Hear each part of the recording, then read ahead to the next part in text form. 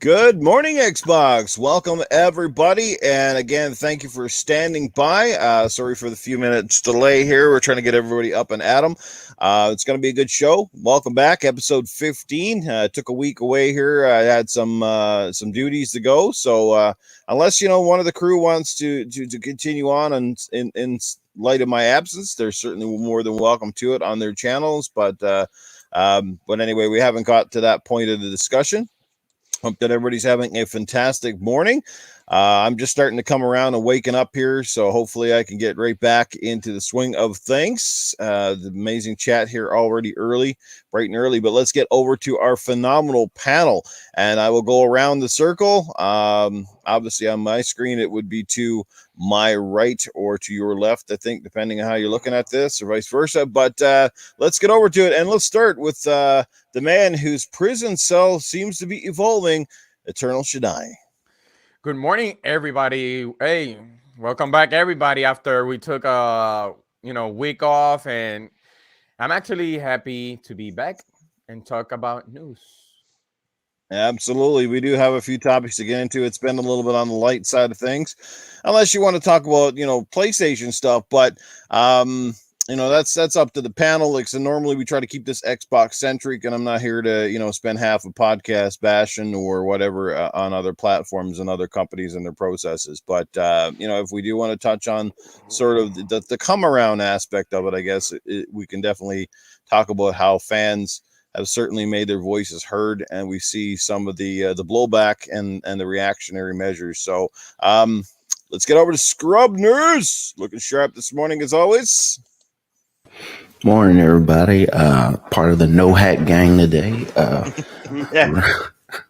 and at them this morning, bright-eyed and bushy-tailed, ready to talk some games. What's going on, everybody in the chat? Thank y'all for hanging out with us, and let's go. I call it jumping out of bed with a bald head. That's my there you go. All right. Coolcat Terri. Guys, hello everybody. Hope you're all doing fantastic. I'm doing great today, and I'm ready. There you go. Do it. Coming straight from the streamer who owns a Beamer. All right, and right over to Axel 1324. Good morning, chat. Yeah, I woke up early, or last night I told my wife, hey, I'm going to wake up early and go for a run this morning. I didn't go. I do this every morning. It's a running joke. So. Oh, goodness. I got a laugh. Okay, can we mute him for the rest of the show? Dad jokes coming in hard. All right, and last but not least, everybody's favorite video game Santa Claus, it is Cerebral Paul. Morning, everybody, and no, you're not getting a Switch for Christmas. Okay, let's go. Yeah. Well, I can already tell the panel's in fine spirits this morning. That's good. I hope everybody is doing well. Let's catch up with the chat real quick. We'll start with Doggy Dog, who jumps in live and hot with his $1.99 super chat. Happy Sunday, Newf, panel, and chat. Well, thank you, Doggy Dog. Always appreciate your support. You're one of the best, bro. Also, one of the best out there. Casket Repair is in the house early this morning. How are you, Casket? Hope you're doing well. We've got Nick's in the building. We have got Ice Queen is here this morning as well. Good to see everybody coming back here. Mostly the chat. Dreadpool, our brother Dread's in the house. Gotta get him on the panel here one of these mornings. Should be a good guest for sure. Who else we got going on here this morning? Crispy Rambo is here. What is happening? And I think we're caught up with everybody, and let's get into the show notes and all the goods and stuff like that. So so I hope everybody's been doing well. Like I said, sorry about last week. It seems like everybody has been doing well, playing lots of games and all that sort of stuff. And but let's get right into the topics for this particular week. We got a couple of good ones here. All right, starting out, Alan Wake Remastered. Your thoughts? It was apparently leaked, according to one of those online retailers kind of thing. I think it came from China or Japan, somewhere like that. They kind of posted it up. And I think based on the rumors and stuff that we've heard, this one would be highly relatable or highly believable, I guess you could say. I saw this tweet come in late last night, courtesy of Wario64, who caught us onto it. And of course, the world's been a little bit of a buzz ever since, because I know a lot of people out there, Alan Wake fans, are really dying, chomping a bit. We'd like a new sequel, I'm pretty sure it's safe to say, but at the same time, perhaps Remedy is testing the waters to see if there's still an interest in the franchise, make a few bucks in the process to basically help maybe co-fund Alan Wake 2, that sort of thing. So who would be totally up for a remaster? Remasters seem to be the thing lately. So who wants to have a go at this? Who's the biggest Alan Wake fan on the panel today? Who wants to start? Oh, looks like Shaddai's got his chubby digits in the air. So I don't know, his hands up. The cops in the building or what? Go ahead, Somebody was Shaddai. knocking. Somebody was shoot. knocking. I do see red and blue lights flashing behind you. Yeah, red I and was blue. just about He to got his say hands that. up. Actually, it does have the blue and the purple. So I don't know how it sleeps over there, but it's all over. All colors. All right, brother. Well, how about it? You can be the first on the floor with your Alan Wake chat this morning. Of course. Big fan of Alan Wake. I had it since release day on the 360. That year, like I said before, a long time ago, that was that year that I guess it was a battle between Heavy Rain and Alan Wake for psychological thrillers. We always wanted a sequel. It never came to fruition because Microsoft didn't want to fund them or whatever the case may be. I guess the numbers weren't there for sales, and they were like, nope, whatever. Went for Quantum Break, and that's another one that should have another sequel, and I guess Microsoft doesn't want to do it either for some reason. But those are pretty good, those are pretty good games. But it took a while, and finally, it took a while. I guess Microsoft gave them the rights for the IP. Epic, I guess, jumped into the gun and did some funding or whatever the case may be with Remedy, gave them the green light, and now I guess they said that Alan Wake 2 somewhere along the line is in development. And I know I saw that in one of the articles. I was happy to see that, and I hope we get a sequel. I didn't like that Alan Wake Nightmare. That was they went to a different direction. Not my cup of tea. But I'm really happy to see that the leak about Alan Wake being remastered. Love it. I thought I'd rather have it as a remake because for me it actually deserved it. There was a lot of remakes to certain games that actually deserve a remake, like Mass Effect remaster. But I'm looking forward to it. First time that Alan Wake will be on the PlayStation also, since they never had it. Mm-hmm. When I saw the release date for Alan Wake, which is October 5th, that's gonna be a tough seller to be there, set up for that date, because on October we're gonna have Far Cry 6, we're gonna have Back for Blood. We're gonna have Battlefield 2042 and Riders Republic. Mm-hmm. The question is, will it sell? We don't know, because those games are really games that are pretty much anticipated. We're waiting for those games, and those are really heavy hitters. Will it suffer? Probably is gonna suffer. But for Alan Wake fans like myself, I really wanted to get it. I really am. Oh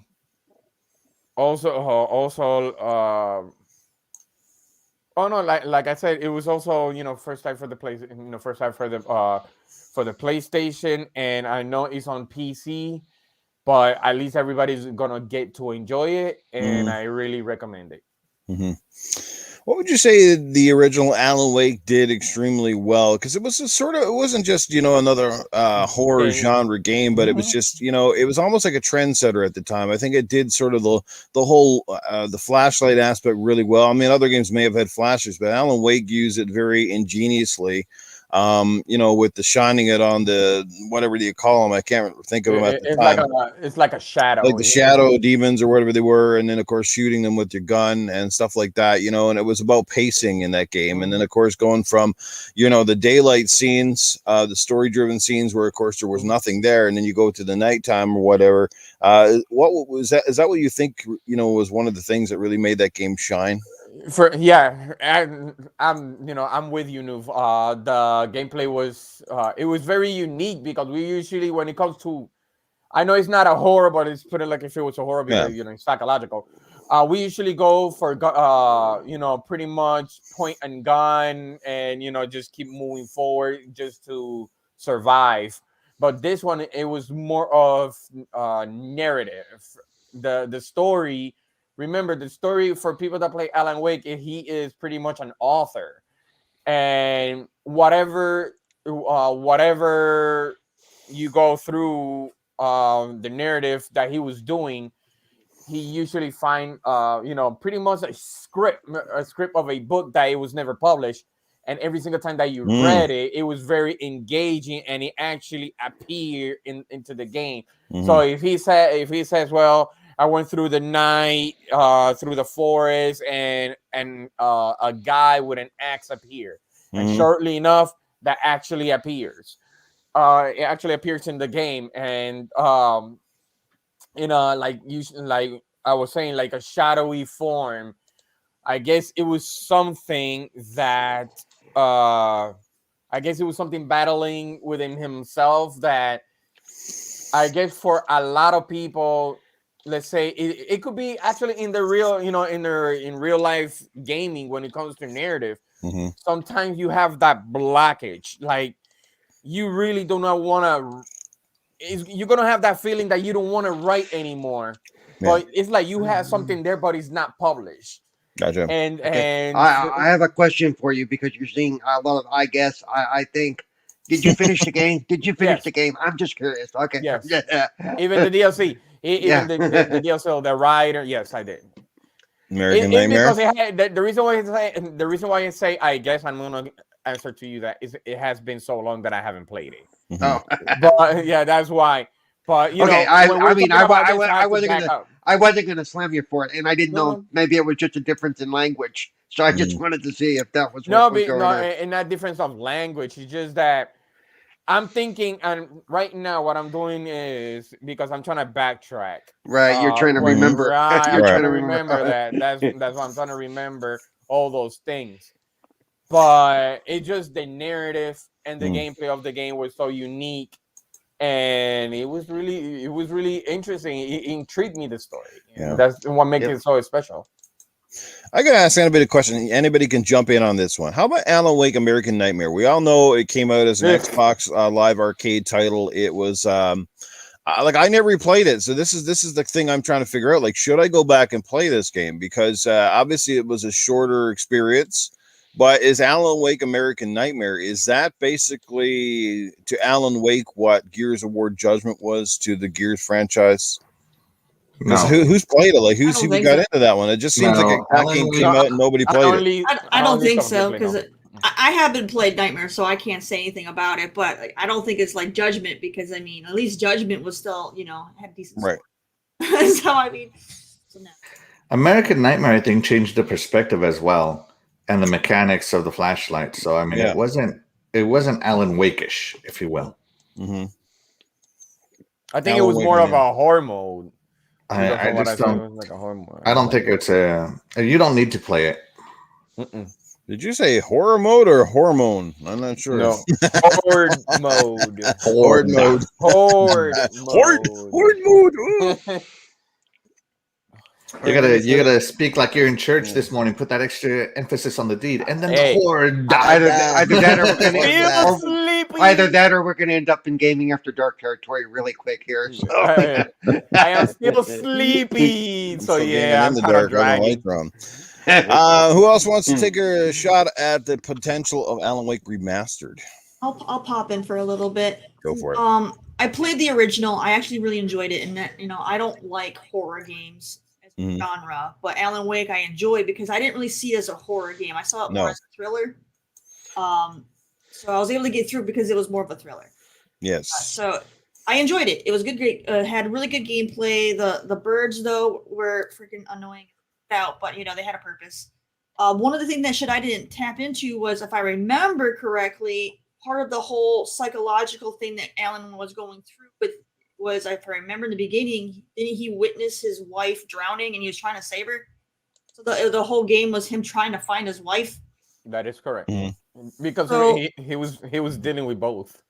Yeah, so like he was having issues, but so it was definitely. I remember part of the drive that he had was he was trying to save his wife. Mm-hmm. So that was just something I wanted to just put in there for anybody who may not have played it. That was. Isn't that the intro to In the Air Tonight? When I saw you drowning. It is actually, the story behind that song is a really sad story. Yeah. Mm-hmm. But no, but the game is fantastic. I'm kind of on the fence for the remake because I do have a rule that it needs to be at least 2 generations old before you do a remake or a remaster or anything like that. And it's technically, it was like the 360 era, so it qualifies. But at the same time, I still feel like it's not old enough. Like that game, graphically, it's fine. It's aged decently. It doesn't really need a polish right now. Yeah. So I'm kind of like, it doesn't really need it yet. That's me personally, but at the same token, I could still see myself, playing it. I wouldn't buy it though, just because I still have the original, and like I said, it hasn't really aged that poorly to where it needs it.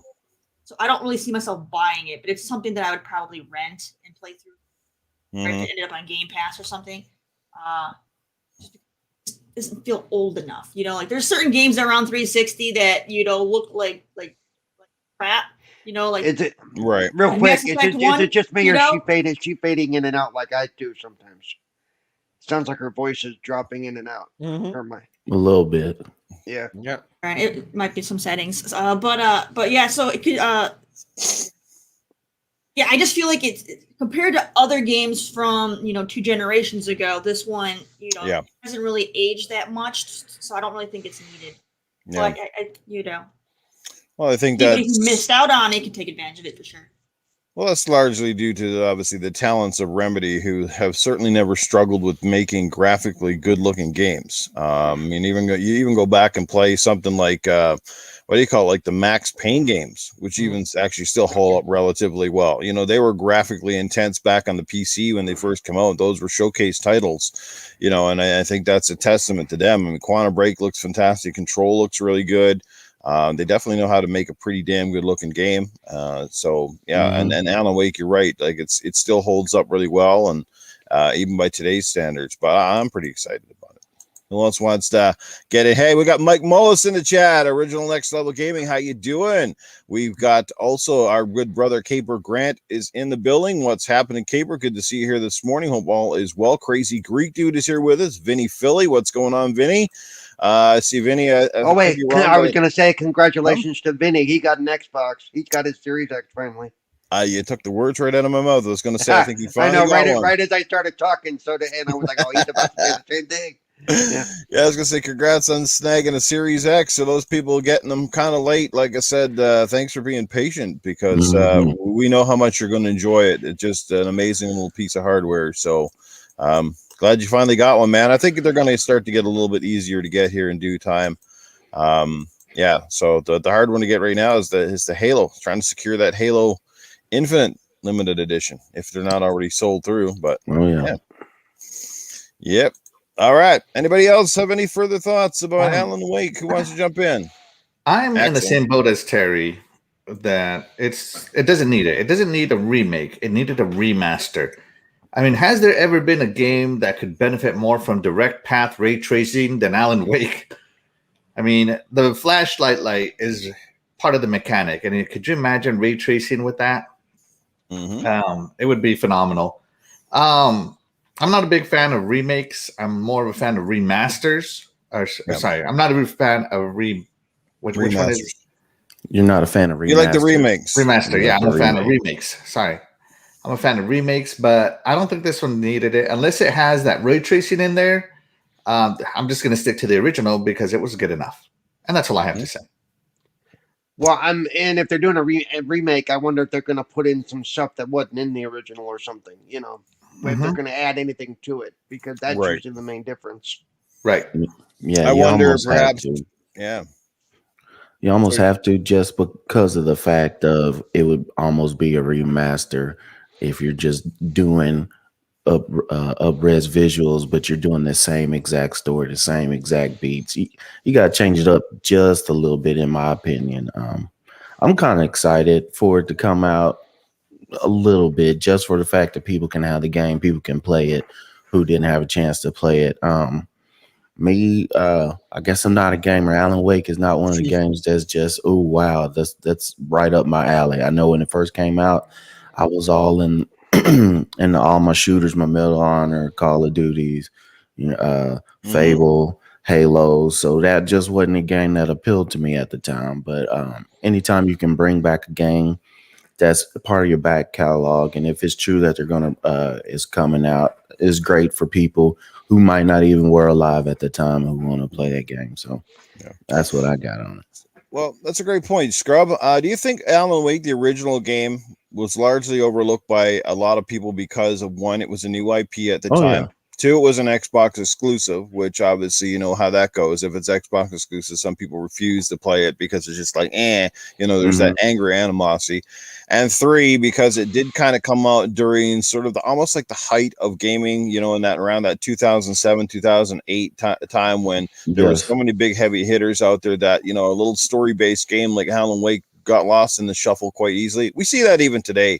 I mean, you see how quickly all of us gamers have basically gravitated through all the Game Pass games that come out in the last few weeks. It's just like one after another. You see people playing them, seems like for 20 minutes, and then all of a sudden you see somebody moved on to the next one. I mean, The Ascent came out with notoriety, and look how quickly that's almost become forgotten. What's The Ascent now? Who's been playing that, right? So do you think that's the same? And also, do you think that there's a potential that the American Nightmare gets added to Alan Wake Remaster, potentially, like as a bonus or something like that? I would throw it in there if I was them, but they don't have to redo it, but even throw it on the disc kind of deal. If you remake it, fans. Sorry, I was gonna say I don't think fans would see that as a bonus. You're torturing me with this crap. Yeah, I think that if they're gonna do it, might as well throw it in, just like say the Alan Wake collection, and put it all together, just so people can say they have it, if they're really into the game, that they have all of it.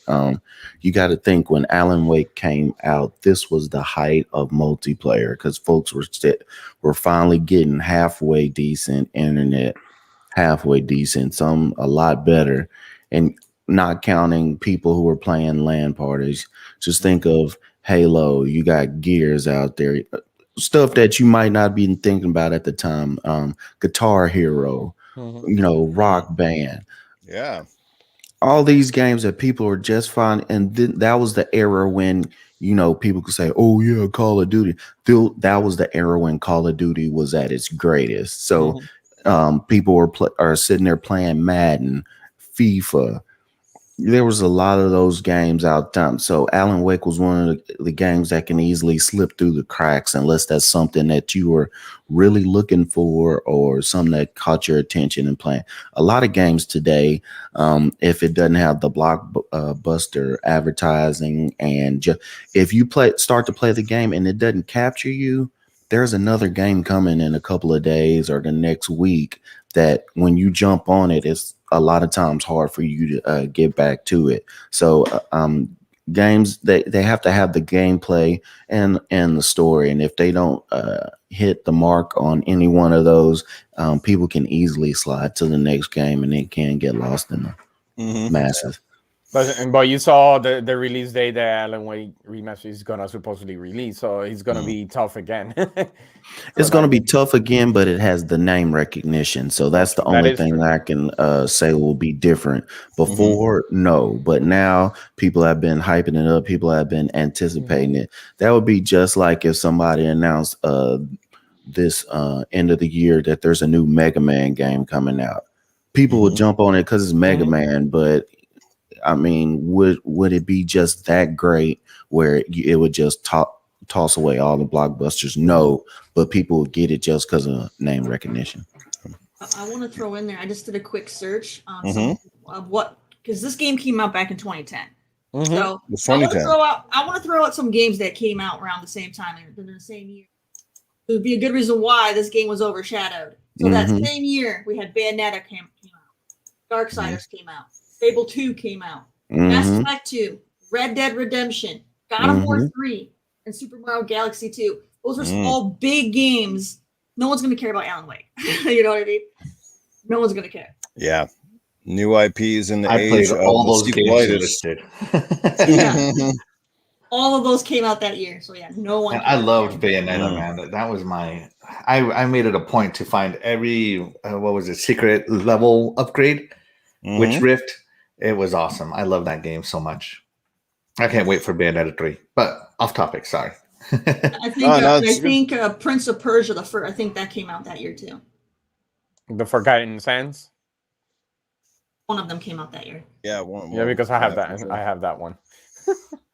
Yeah, well, that's another one that's been, speaking of Prince of Persia, we know they were making a remaster of Sands of Time, the original, that game, and we haven't heard anything lately. Like, I don't know where that game stands. Yeah, I That's was in going to say, limbo. what happened to that one? What happened to that one? Yeah, Yeah. that was ages ago, and it's like, where Mhm. is Yep. this game? Is it just lost out there? It's- Because I know a lot It of just people were deep into excited for the that sand. too. That's all. They delayed it. Yeah, they delayed it. So it was supposed to come out this year. So Got lost in a time machine or something. Yeah, So- so But yeah, yeah, It just it, dug it, into ha- the it hasn't into the even been sand. mentioned at any of the shows. It hadn't been mentioned at all over the last Interesting. year or so.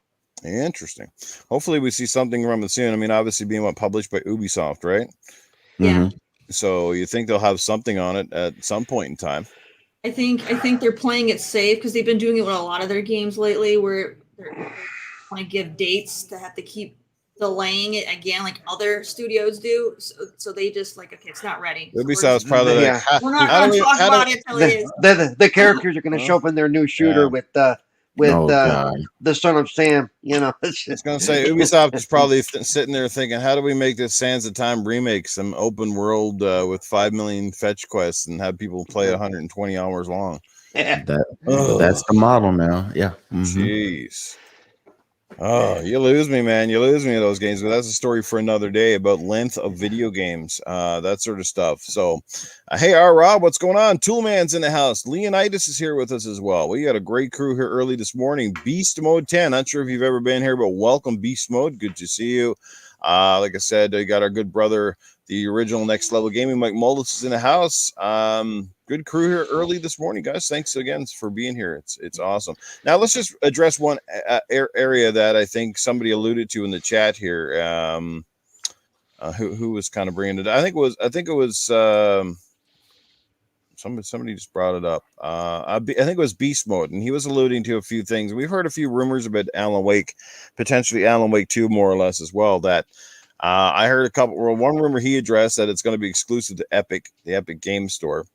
And another rumor that I kind of heard floating around was apparently that Microsoft was in talks to do some kind of exclusivity deal with this game as well, and that Remedy more or less told them like to stick it up their rump, and that if there was any, they would not do anything like that or refuse to. I don't know, what was it? Keep it off the Xbox platforms entirely. That might be very loosely exaggerated, but I'm just kind of wondering where that relationship is when it comes to Remedy and Microsoft, because it seems like they were very close, and ever since the Quantum Break thing, it's almost like there's been sort of a rift between them to some extent. Do you guys think there is an actual rift happening between Remedy and Microsoft, and anything about those rumors? I think the only so. I don't think there is, and I think it's because Control came out on Xbox, so that came out years after all the Quantum Break. So if there really was any hostility towards each other, they wouldn't have bothered putting Control on Xbox. Well, that's a publisher thing, though, isn't it? Because it was done by 505 for that one. So they have a control over where the game gets published, but that doesn't mean that, Remedy is not secretly in the back rooms going, Microsoft, a bunch of scumbags, you know what I mean? So, Well, they do have Crossfire X, so yeah. who who knows? They're not even working on Crossfire X, man. That game should have came out already, and they're still working on the campaign. I think that's the rift. They're working on the story, man. That's what I'm getting at. They're only working on the story. Like, I'm not going to say it's easy, okay? I'm just saying that they've been working on it for God knows how long, and it's still not here. And I think it was already supposed. I think it was supposed to launch early this year, late last year, and it's still not here. Yeah. So, yeah. We could say the same about Halo now. Exactly. I'm just saying. The Jenna brought up a great point in the chat. This is one of those studios that was almost a no-brainer. Like, a lot of people suspected when Microsoft went on the whole buying spree right before 505 picked up rights to Control, that Microsoft would jump in and snag up Remedy. Well, perhaps, like I said, I'm thinking perhaps they were. I mean, maybe things are different now, because I think with the Game Pass model, which didn't really exist around the time Quantum Break came out, maybe things have changed a lot in Microsoft's approach. Obviously, it seems like they're willing to give developers plenty of time to make whatever game they want to do. But, during the Quantum Break time, that was when Microsoft was intently focused on selling consoles and keeping track of those numbers, going head to head with Sony at that point in time. I think Don Matrick was probably still in charge of Xbox, I think, at that time. So things have obviously changed at Microsoft. So maybe a lot's changed there as well. You know what I mean? But like at the time, I think there probably was, because I know that game was over budget and definitely over delayed many, many times. And then it comes out and it doesn't exactly blow the world away. I think it was a very solid game, but obviously, this is another topic, but obviously had a few flaws. Some people did not care for the stories in between in that game, the whole visual aspect. But it had some pedigree actors. I thought it was phenomenal, me personally. And but like I said, it came out, and then there was a whole that whole fiasco about the resolution and frame rates and all the rest of that junk that goes. It seems like every Xbox release. So Remedy is the best developer that no one cares about. Like, that's a they made Alan Wake, phenomenal game. Nobody cares. They made Quantum Break. It's a good game. Nobody cares. They made Control, and for the life of me, everybody says play Control, but I'm like, I don't really feel like playing Control because they haven't advertised it right. Like, I have no idea what Control is about, so I'm not going to buy it. Just blindly. You thought it was this. You thought it was this then. What? No. In Crossfire X, they're coming out, and I'm sure the campaign is going to be good when it comes out. But, Remedy is one of those publishers that just doesn't catch a break, if you will. Nobody really cares about Remedy games for some reason. I think it's because of lack of advertising. Like, nobody makes a big deal about Remedy games. Like, I'm going to use Nintendo here, right? So when Nintendo has a big game coming up, they'll do 1, 2, maybe 3 Nintendo Directs solely focused on that game. Same thing with PlayStation. They got Horizon coming out. We've seen the 15-minute demo. Horizon has been the closer for a lot of their shows, and it's just they're really advertising this game. And Remedy hasn't struck the correct advertising deal with some of these publishers to really get that their game noticed. Like, I still have no idea what Control is about. I know you have powers and stuff, and people tell me it's good. It looks good, but I'm just like, eh. I might be thinking differently, but let's put it this way. Do you think people are upset at Remedy for selling the rights for Max Payne and giving it to Rockstar? No. No, it could happen. No, I'm like, do you think nobody cares? No, it would have been all over the place. Now, and you're saying you don't know.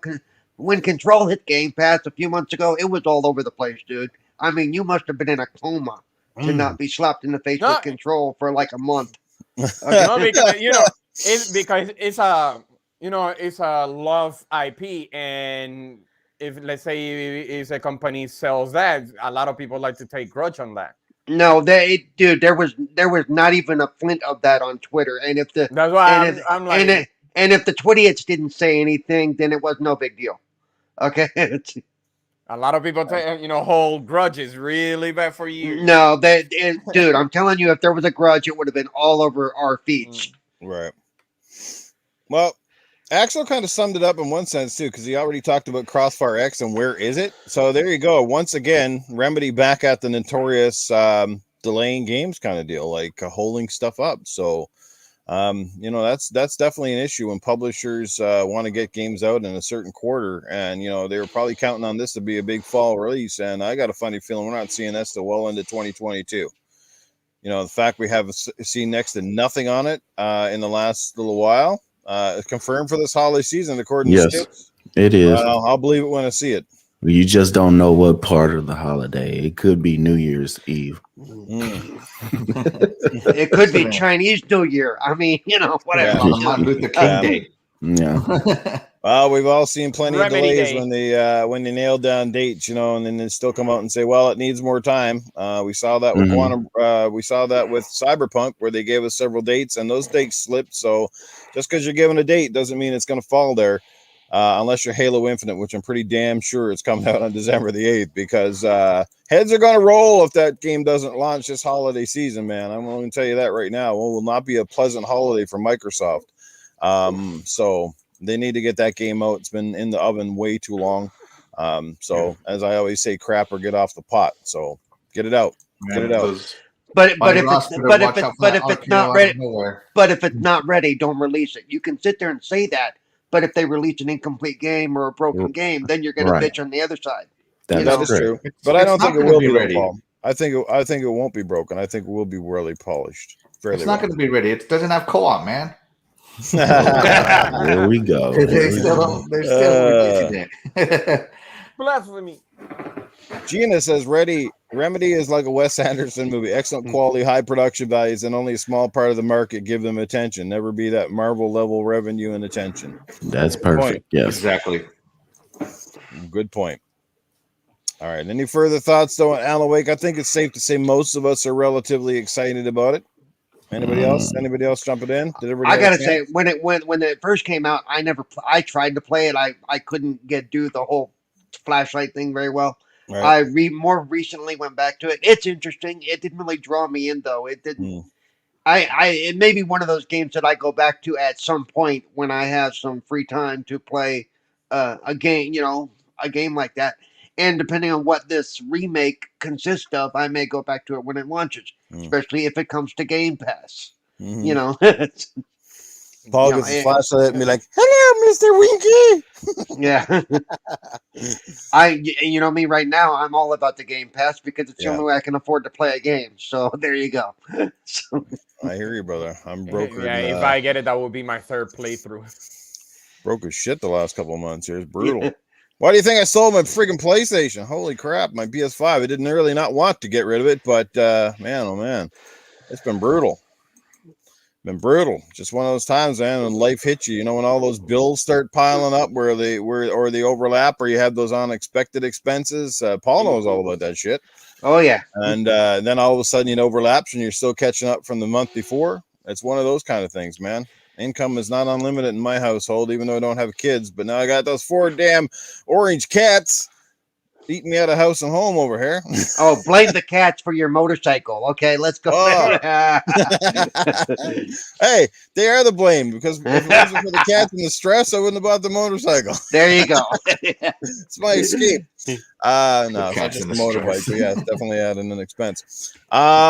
All right, so let's move right along and kind of sticking with the theme. And Paul, you can probably start off on this one since you probably didn't get to say as much on Alan Wake. But how about another remaster that is coming our way? I guess essentially almost a remake, but it seems more like a remaster. I think this is the fine line, and you guys can correct me on it, and that is Dead Space. EA Motive are redoing that game, and some footage came out this past week, and I can honestly say, wow, it looks absolutely stunning. The amount of detail, special effects, and stuff they've added to this game, not to mention an increased level of gore. Paul, how do you feel about that game getting a re-release? I think I've mentioned it on this show. I know I've mentioned it on other shows. I recently tried to play the original Dead Space. I can't get past chapter 4 because of that stupid, you have to shoot the asteroids before they hit the ship thing. So I have never been able to complete Dead Space. I went on to Dead Space 2, awesome game, but I'm looking forward to this remake, remaster, whatever, Mhm. regurgitation, whatever. Because it looks awesome. More gore is always fun. I'm hoping for a little more accessibility than my pet peeve. Mhm. Even if it's a matter of, hey, you're having trouble with this action sequence, do you want to skip it and get on with the story? Yes, please. I really hope they do something there because I want to play this and I want to play this bad. I'm looking Mhm. forward to it. So Next. now, if you want me to go on for 20 minutes, like our friend up there next to you, I can do that. But I'm not that kind of guy. No, whether it's short, Shots or fired. long, Mhm. no one's wrong, baby. So however you want to do it, Cerebral Paul's not going to make love to the chat. He's in and out. No.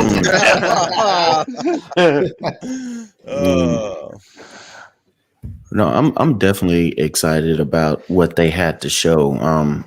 The little vertical slicey pieces that they were showing, especially when they were sitting there with that slider going up and down the face and the arm, showing what bullet projections and stuff can do to the flesh. But that being said, you can show me a bunch of nice, cool little features. I want to see it in use. Mhm. That can wow me now, but I want to see what it looks like. Because to me, that's showing you a feature that you can do, but it's not showing me what's actually going to happen in the game. Now, with them breaking down how they went through the different corridors in the game and how they deconstructed it all the way back down and restarted. I forgot what engine. Did they say they were using Frostbite? Yep, Frostbite. Yeah, okay. Yep. All right, with them using the Frostbite engine, we know that that's more for enclosed, single path, not open world games. We've learned that in the past. So it's looking good. It has me more excited the more that they show them being able to put more detail on the game, them to be able to enhance the lighting, shadows, and all that stuff. It's just going to enhance the immersion that they have already done in the previous games. So, the shooting mechanics were pretty good already. I mean, there are a little couple of things with the controls that me personally, I just was like, but it's a good game. You can see they're putting a lot of work into it. So I'm just really waiting to them show us just like a tiny bit of real gameplay, and we know that's further down the line. But it looks good. It does. Any more thoughts? Who wants to jump in next? Dead Space, or do everybody have some dead space in their brains this morning? So recently I've gotten into, because EA games are included with Game Pass. Mm-hmm. I started playing a couple of them. I started playing the what was it? Squadrons, Star Wars Squadrons. Mm-hmm. And I got to tell you, man, the care that EA put into that game to make the sounds, the Star Wars sound the way they did, the abilities you can drift out in space, and it's really shows how much care they're starting to put into their games. EA is really starting to turn things around with how much love they're putting into the games. Maybe it's not just about regurgitation anymore. Well. And Don't fall for that trap. Don't fall for that Star trap. Wars. They That's put Star love in Wars. Star Wars. Yeah, the Yes, Star Wars 'cause- games they do really well. Yes, About it. because if Yeah. you go to Madden, it's still the same freaking Madden. It's just Star Wars. That's They got right. PHX and everything. Yeah. They're putting their all into the because they know the fans are going to kill them if they don't. They learned from past experience not to That's muck with true. Star Wars. So But- if they sorry, put into go. Dead Space what they put into Star Wars, I might pick it up. But I am still cautious of EA because EA is EA. They're like one of those camouflage octopus that look like something else, and then suddenly they eat you. I mean they will strike. They're Cobra. Mhm. I'm gonna wait for the meta on this one. Now, if the meta does well, I'm gonna pick it up.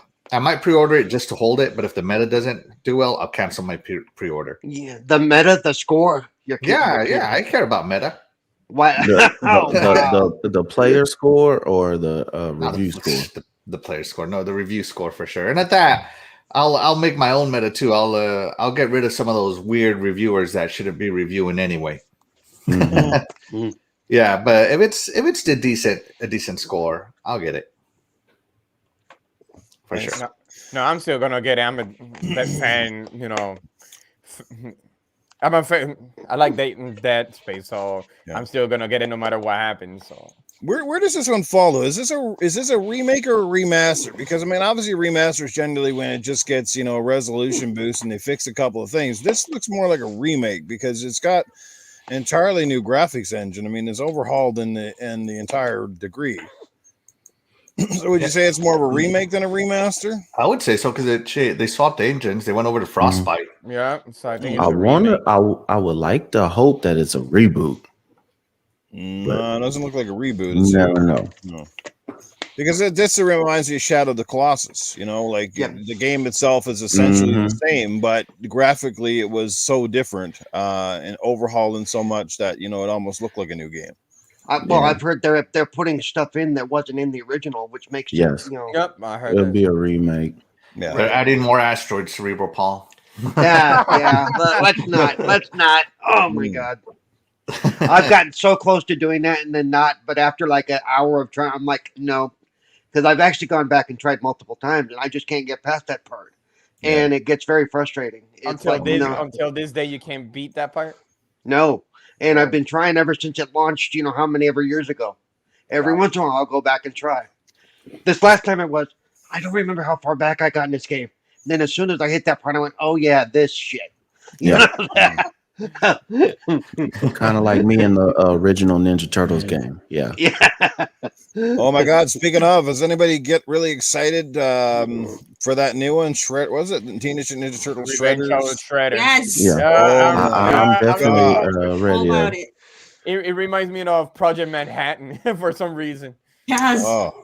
And then you got April O'Neil. When it started out with April O'Neil fighting, I was like, I'm in. I was actually shocked they made April O'Neil with a nice round bum and some big boobies. I was like, I thought they were going to make her totally tone her down. We've seen that in a lot of games now where it's like every girl seems to be flat nowadays. Like, what's going on? Sorry, I'm probably gaming after dark here. they should add the hockey guy, whatever his name is. Casey Jones. Yeah. They'll probably put him in there. Developers, women do have freaking curves. Not everybody's a rake. Sorry. Yeah, but then you run into the games where they go over the top with the curves. Well, it's true. Anime style games. I'm all about the waifu. That are alive, beach volleyball type. Yeah, whenever they go for realism, that's when you have all the fanboys complaining that they're not curvy enough. If every person does not look exactly the same, so I will say that if you just look at the panel or just look at everybody in the chat, we're not all the same.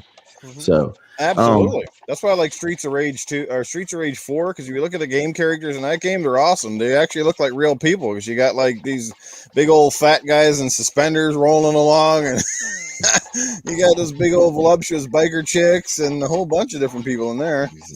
All y'all look alike to me. They're all pixelated. Yeah. Every Final Pyromancer, every dude isn't Brad Pitt, but looks good in a video game. That is true. Yeah, we don't see too many lead characters that look like John Goodman, do we? How many people are in love with that with Leon from Resident Evil? John Goodman would be a damn good lead character in a game, I got to say. Yeah, Dark Zone, Turtles in Time. That was my favorite one. Super Nintendo. Yeah. Manhattan Project for me was my favorite. Yep. That one got overshadowed by Turtles in Time, though, since they came. Hyperstone Heist. Oh, Hyperstone Heist is on the that one was great too. I had that one on Genesis. Yes, Genesis. That's right. Absolutely. Man, I died to go play those games again now. And then there was that awesome one that came out on Xbox Live Arcade a few years ago with the remade graphics or whatever it was. And it was absolutely dynamite. And the only thing is, unless you still own that game on 360, you can't play it via backwards compatibility. You can't even buy it from the store because they lost the licensing or something. And then and then it was gone. And I can't remember who published it. I don't know if it was Activision or Ubisoft. I forget at the time. Ubisoft. But my God, that game was good. Like that's almost enough to make me want to buy a 360 just so I can go back and play that one. Mm-hmm. Yeah, Am I but the why only one didn't- noticing why that? didn't they Am I have the a only one special- noticing that Terry's cat is trying to steal the show back there? Cats Oh, yeah. always steal the show. Cat's still Mhm. trying to steal her She has hat. this thing. So I have this pillow here. She has Yeah. this thing where she uses it as a seat. Aww. So she'll just sit there, use my Yeah. pillow as a Showing chair. her Well, and shit she was playing with it a minute ago too. She was clawing at it. And... She just gonna give you some extra cushion for your head. Mm-hmm. Yeah, Yeah, little see? furry cushion back there. Scrub, Yeah, if I Scrub needs a cat for the top of his head this morning. They put on. It looked like he'd be wearing a toupee. I'd say. That'd Trim the orange be one. crazy. Trim the orange cat. Mhm. Yeah, But back to Sorry. Turtles real quick. The Yeah. when they did that remake of Turtles in Time, Yeah. and they cut so much out of it. I didn't even touch it. They kind of did an injustice to the fans because there was a lot of stuff they took out. Yeah, I'm down to play Turtle in Time. I mean, just Ninja Turtle. I remember having it in the arcades and playing it with your friends, kind of like how they used to do with the Marvel game, where you had 4 joysticks. Everybody put in your quarters, and you keep going. Some of you people don't understand what an arcade is, but back in the day, you used to take quarters to a little place that had games on these. It was like a stand-up console, and you would play the games. And they have a mini arcade that you can buy online and like Walmart and different things like that. And there was one that I saw of the turtle ones, and me and my wife were getting groceries, and I just stopped and started playing. I was like, "I'll be back. Give me a second." And like 15 minutes later, "Are you ready to go?" I'm gonna jump on Turtles. Where's Doggy Dog in his mini arcade? You want to see some stuff? Doggy Dog has got an outstanding little home arcade going on. Yeah. You guys need to see it. It's very impressive. Well done, Doggy Dog, man. I'm super jealous. You know, I got a bone to pick with Arcade 1-Up too, man, because I don't know what's been going on, but they jacked their prices up big time. Because when those things started coming out a few years ago with Street Fighter and Pac-Man and stuff, up here in Canada, those things were about just over $300. Now all of a sudden they've skyrocketed like over $500. I think the Ninja Turtle one up here is like almost 800. I mean, my God, I'm starting to get into like real arcade cabinet territories now. Like this is some nuts stuff, man. You know, so yeah, the prices are whack up here. That's too much. I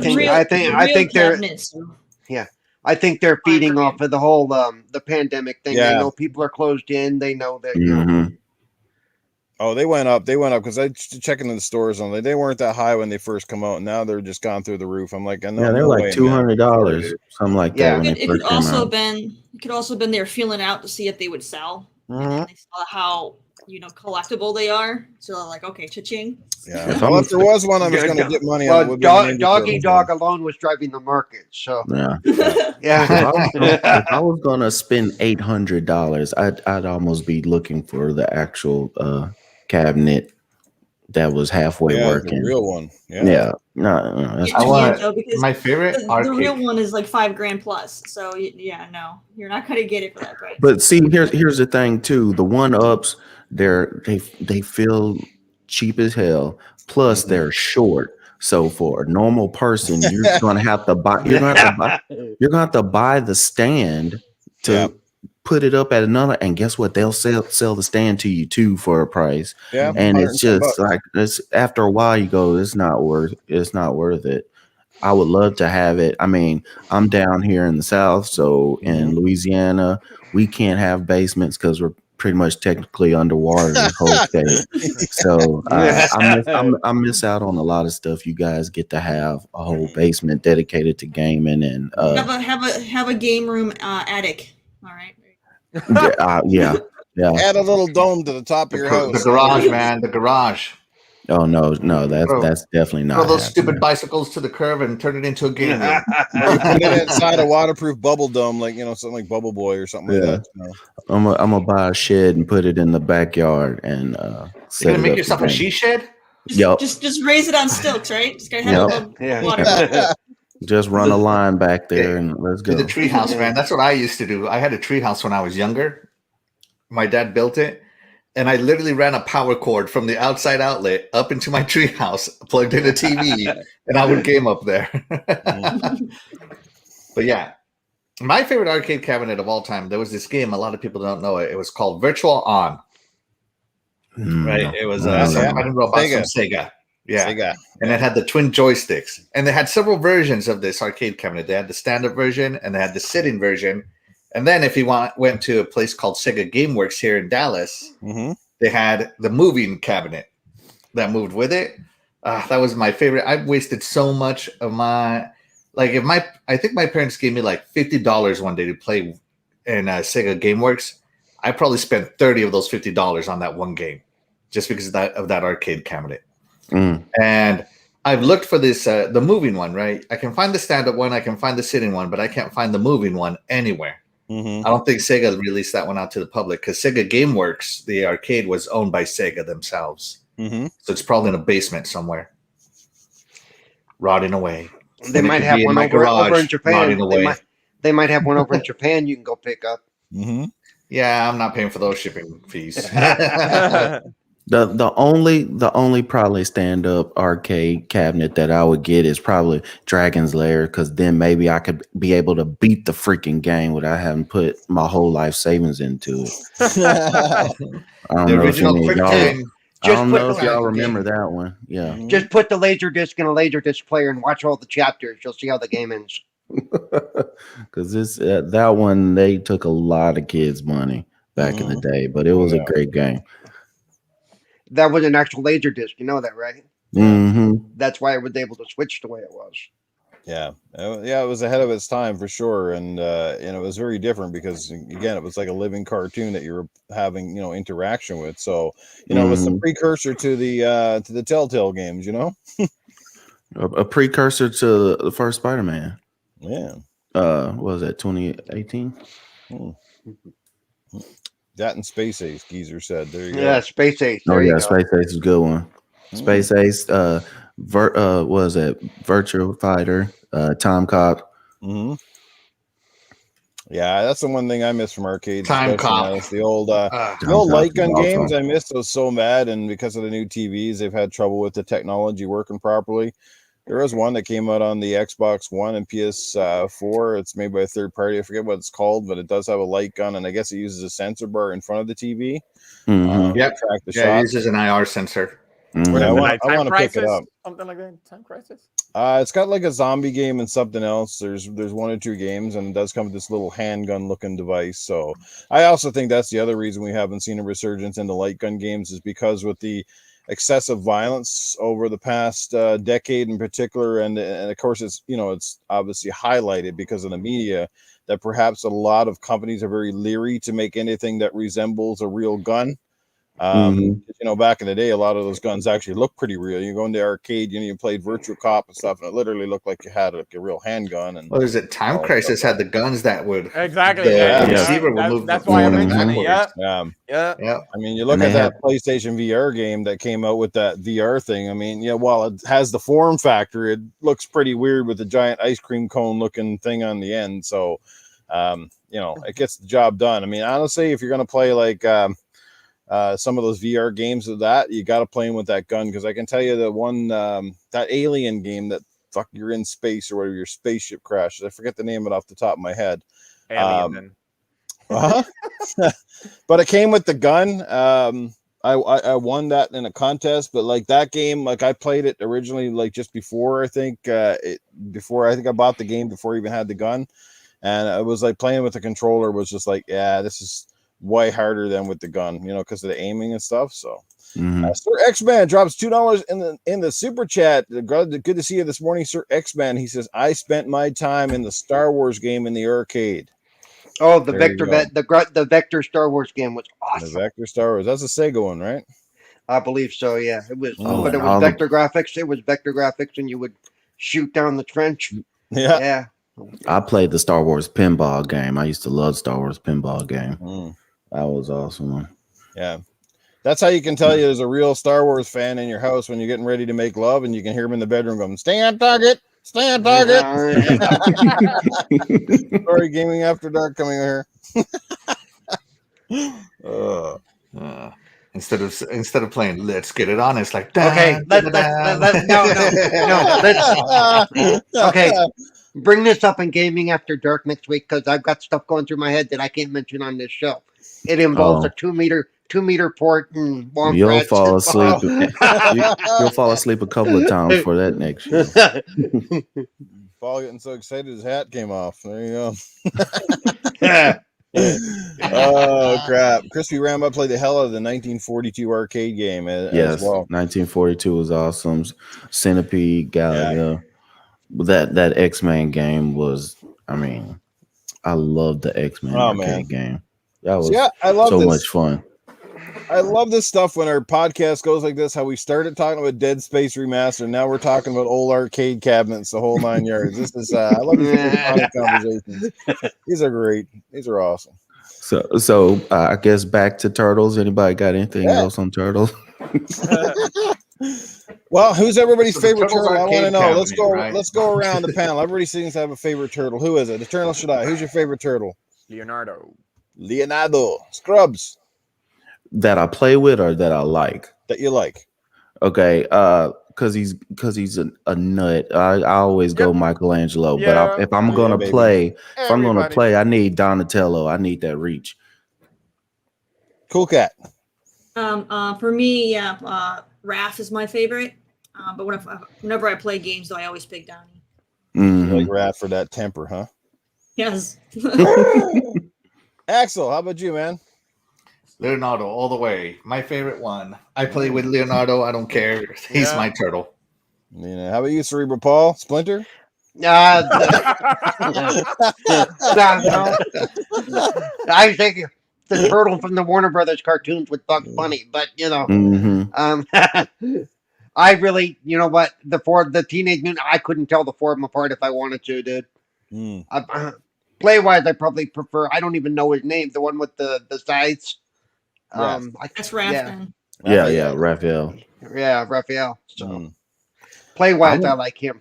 I do want to know if they will have DLC characters in there because, like you're saying, you didn't see anything. Casey Jones. I mean, one of my favorites that might be a deep cook is Usagi Yojimbo. Yes. That was my guy too. So we'll see what it has. You know what I'd like to see? I'd like to see another Turtles game as well, Teenage Mutant Ninja Turtles, the movie game. This is basically the graphics look like they came out of the movie, so it's like rendered with the why do you want to change the Ninja Turtle game? Go Ninja, go. I know. He's a super shredder. Well, I have the NECA figures, and I can't believe how amazing they look. I guess anything to get Vanilla Ice out of retirement. I guess DLC character in the game, yeah, no doubt. I'm pretty sure you guys could probably guess who my favorite character is. Any wild guesses? Michelangelo. Strider. She's got it already. Michelangelo. Yep. Yeah, got to be Mikey, because the crazy sense of humor, the pizza addiction, all that stuff, and I love the nunchucks, right? As far as playing in the games, I think in the game wise, I probably always play with Leonardo the most, but Michelangelo is probably my favorite. Bebop and Rocksteady, yeah. Anybody ever watch Death Battle when they did a battle royale of 4 Ninja Turtles? No, I didn't see that one. Oh man, that was awesome. Anyways, Leonardo won. Long story short. Because he's the best. That's the only reason why you brought that up. That's right. Nick's in the chat says, "What's Arnold Schwarzenegger's favorite turtle?" Well, maybe I can bring in Arnold to answer. Arnold, can you answer that? Well, of course, my favorite turtle is simply it's going to be Leonardo. Simple as that, and I'm going to tell you why. Because I don't want to play with any of these other turtles that go around. One with the little size. I mean, what are you going to get with that? They're so small. You're going to have to throw them everywhere. You're going to have to get close range. I don't know if you just go poke holes in everybody. And, of course, outside of that, he's got the Donatello giant-ass stick. I don't want to play with no sticks, and I don't want to do swinging nunchucky things. I want to have a real weapon. So Leonardo, he's got the 2 ninja swords. The katana, that's the way to go. Slice and dice, baby. That's my favorite. Leonardo, all the way. Do it. There you go. You have your answer now. Hey, Mr. Kima, what's up? All right, let's. We're 8:11 in, so we're past that point. We have a great conversation. I think we can just leave it at that, right? Shall we move on? Get into Terry. That sounded Let's wrong. do it. Okay. Terry's turn. All right. Also, if they brought it back, if they brought back the frogs or the toads or whatever out from the bayou. Oh yeah. Those guys were funny. That's right. Can Amy bring back Big O Billy too? There you go. Such stereotypes, but it's hilarious. Okay, but all right. So I got a game here that you guys should because it's been out for a long time. It's the original for you old school gamers. The original came out back in '84. So you may have played it on like DOS or Macintosh or Atari or something like that back in the way back days. But otherwise, they went ahead and they redid it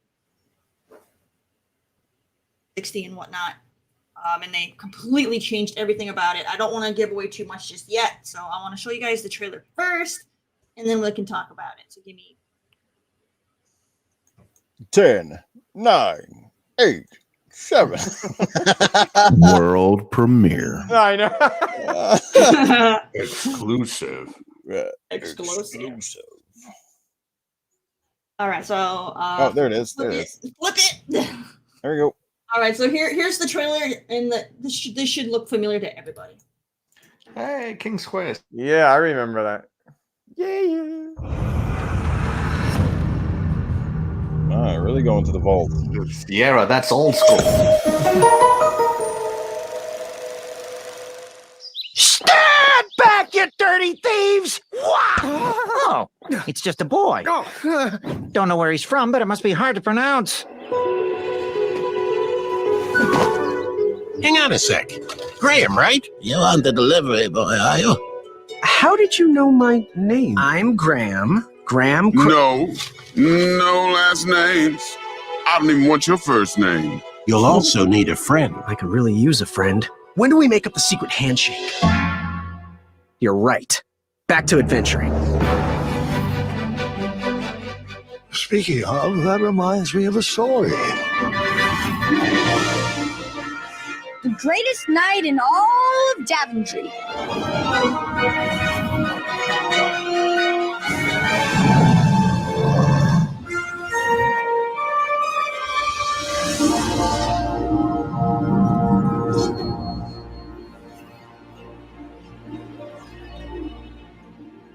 King's Quest.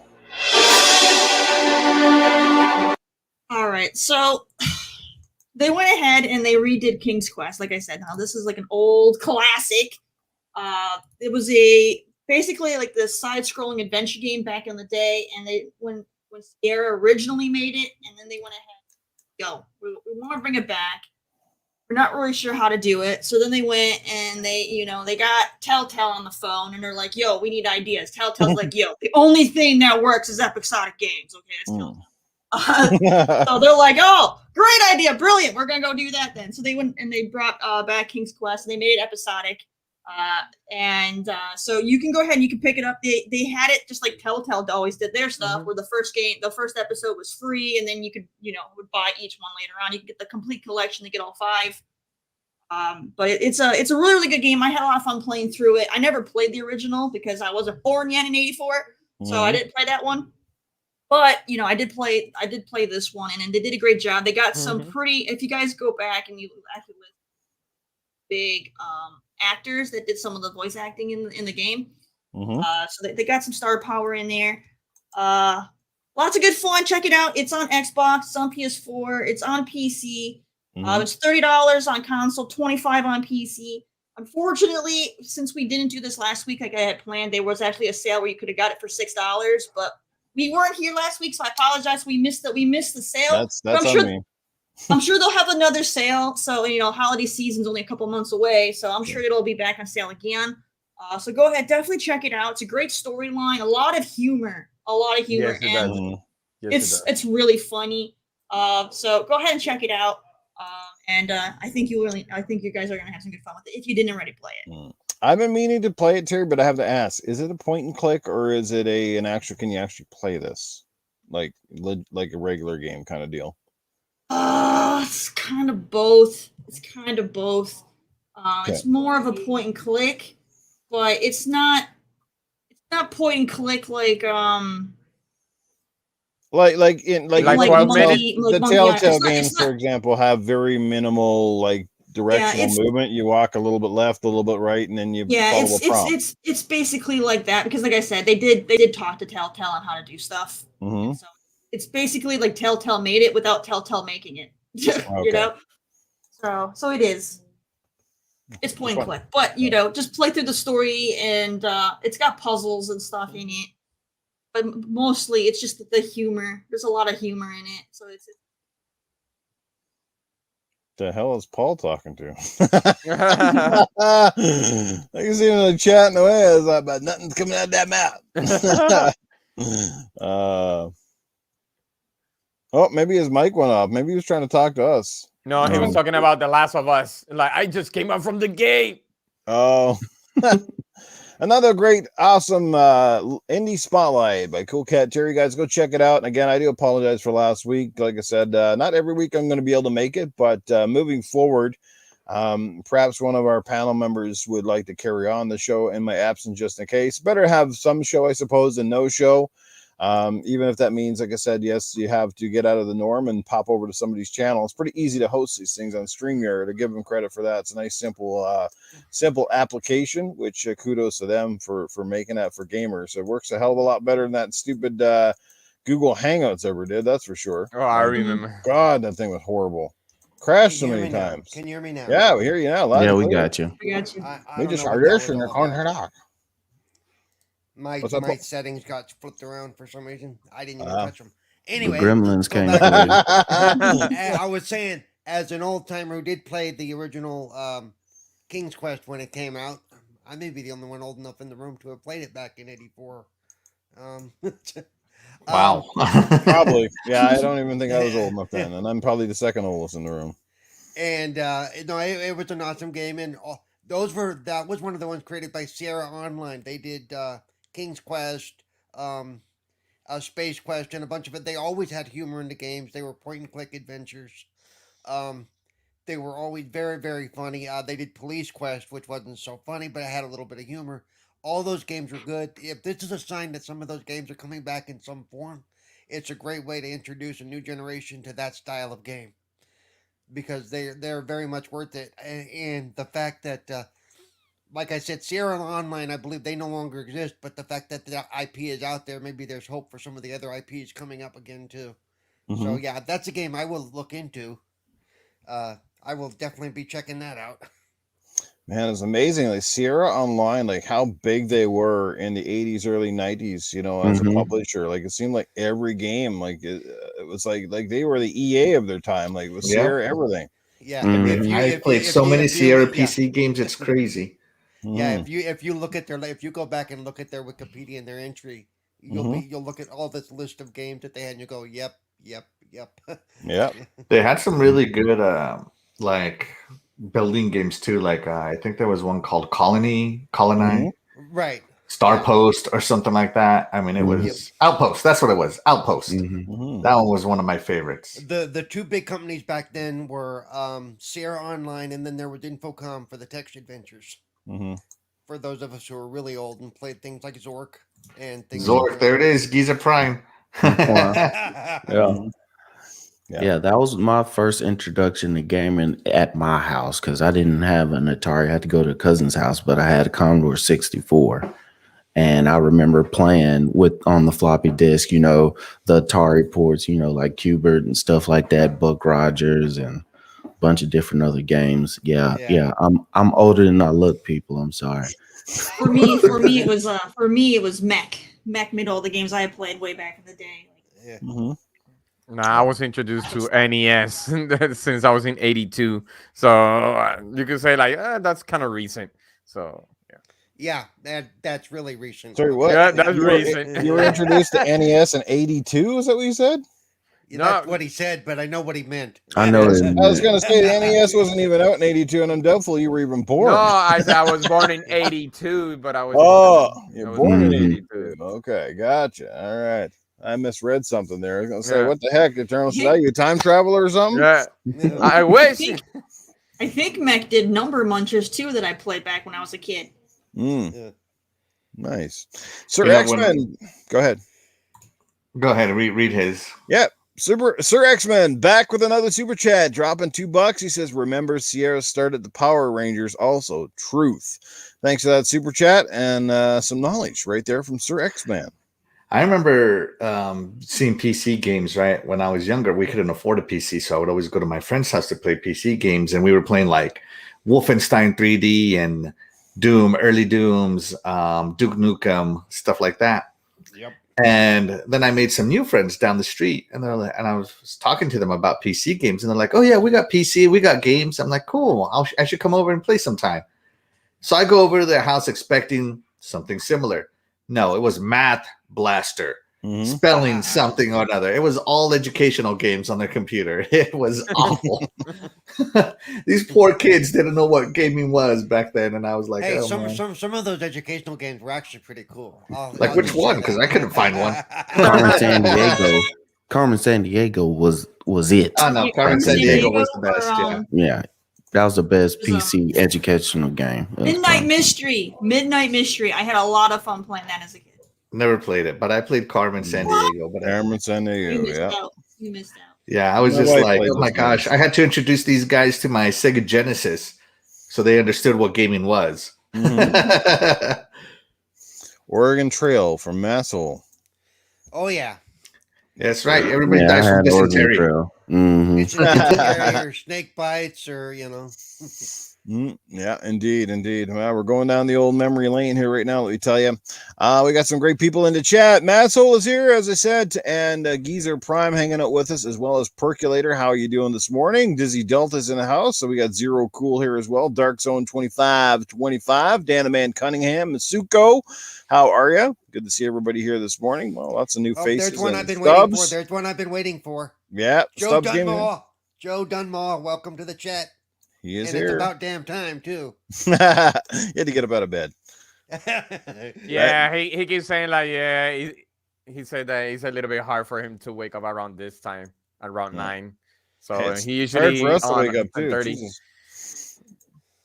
Alrighty, all right. Let's well, I guess since we're kind of past that part now, let's see. We real quick, I guess, before we get to Scrub Nurse and the things that are on Game Pass or leaving Game Pass.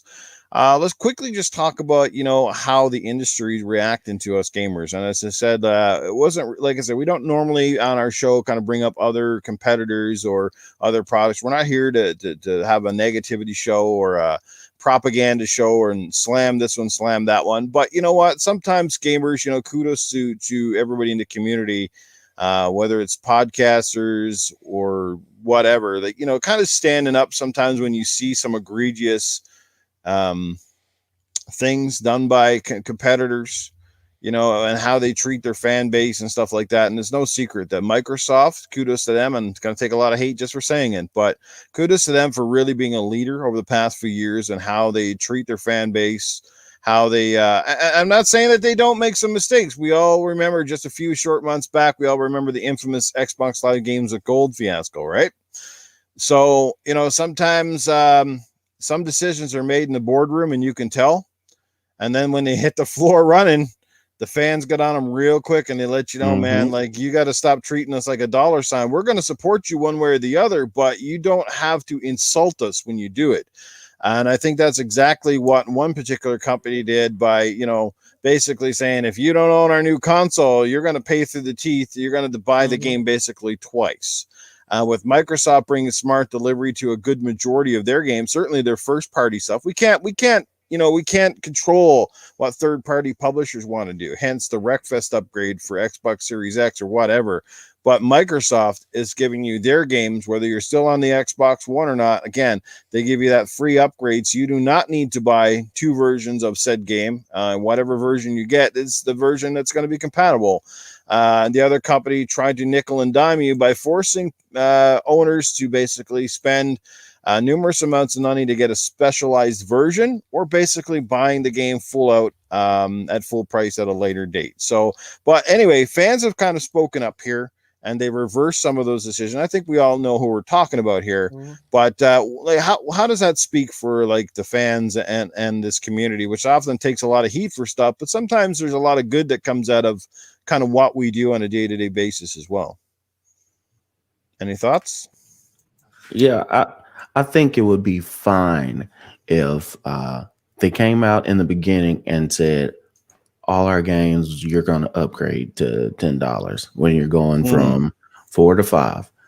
But the fact, I think this hurt more as far as gamers as a whole, and even fans of PlayStation who have been okay with some of the other practices that they were doing, is because they said this game will come with a free upgrade. So a lot of people still don't have their hands on PS5. I'm one of them as well. And I have a Horizon. And me to get that game and then say to upgrade it to a 5 and then have to pay more money on it, when I knew, when even before I got it, you said it's like we can do it for a free upgrade, but we want extra money. That's kind of what it looks like. Whether that's what it is, or they have to put in more work to upgrade it, that's what it seems like. But I know with a lot of people saying with the new consoles are using the 86 architecture, it's a lot more easier to move it from one generation to the next. Some of these moves and practices just seem like, let's see how far we can go till we have to stop. And a lot of companies do that. Just say a subscription base. They'll sit there and raise $1, raise 50 cents, raise $1 over the years to see how much the people will still keep that subscription before they raise hell. And it's kind of what it seems like PlayStation has been doing. And hopefully they see that, okay, you've already moved games to $70. Then you sit there and this will be $10, but if you want to use your stuff for your controls, this will be another, $10 on top of that. Eventually, it just seems like you're just nickel and diming your fan base, and you don't care, or just give the attention to what's going on, which is good to see what Xbox has been doing, because they've been upfront from the beginning. And even though it seems like, it's a loss for them to do this all for free, it's just something that shines a light on these other companies that say, hey, we're working harder for you, as far as being a better helping our fan base along. We're going to be upfront. If it's going to hurt you in the wallet or something, well, I'd rather you tell me in the beginning than me find out later on after the fact. And I think that's what's the big problem with what's Sony going on. They've been, and this is not the only thing they've been doing this lately.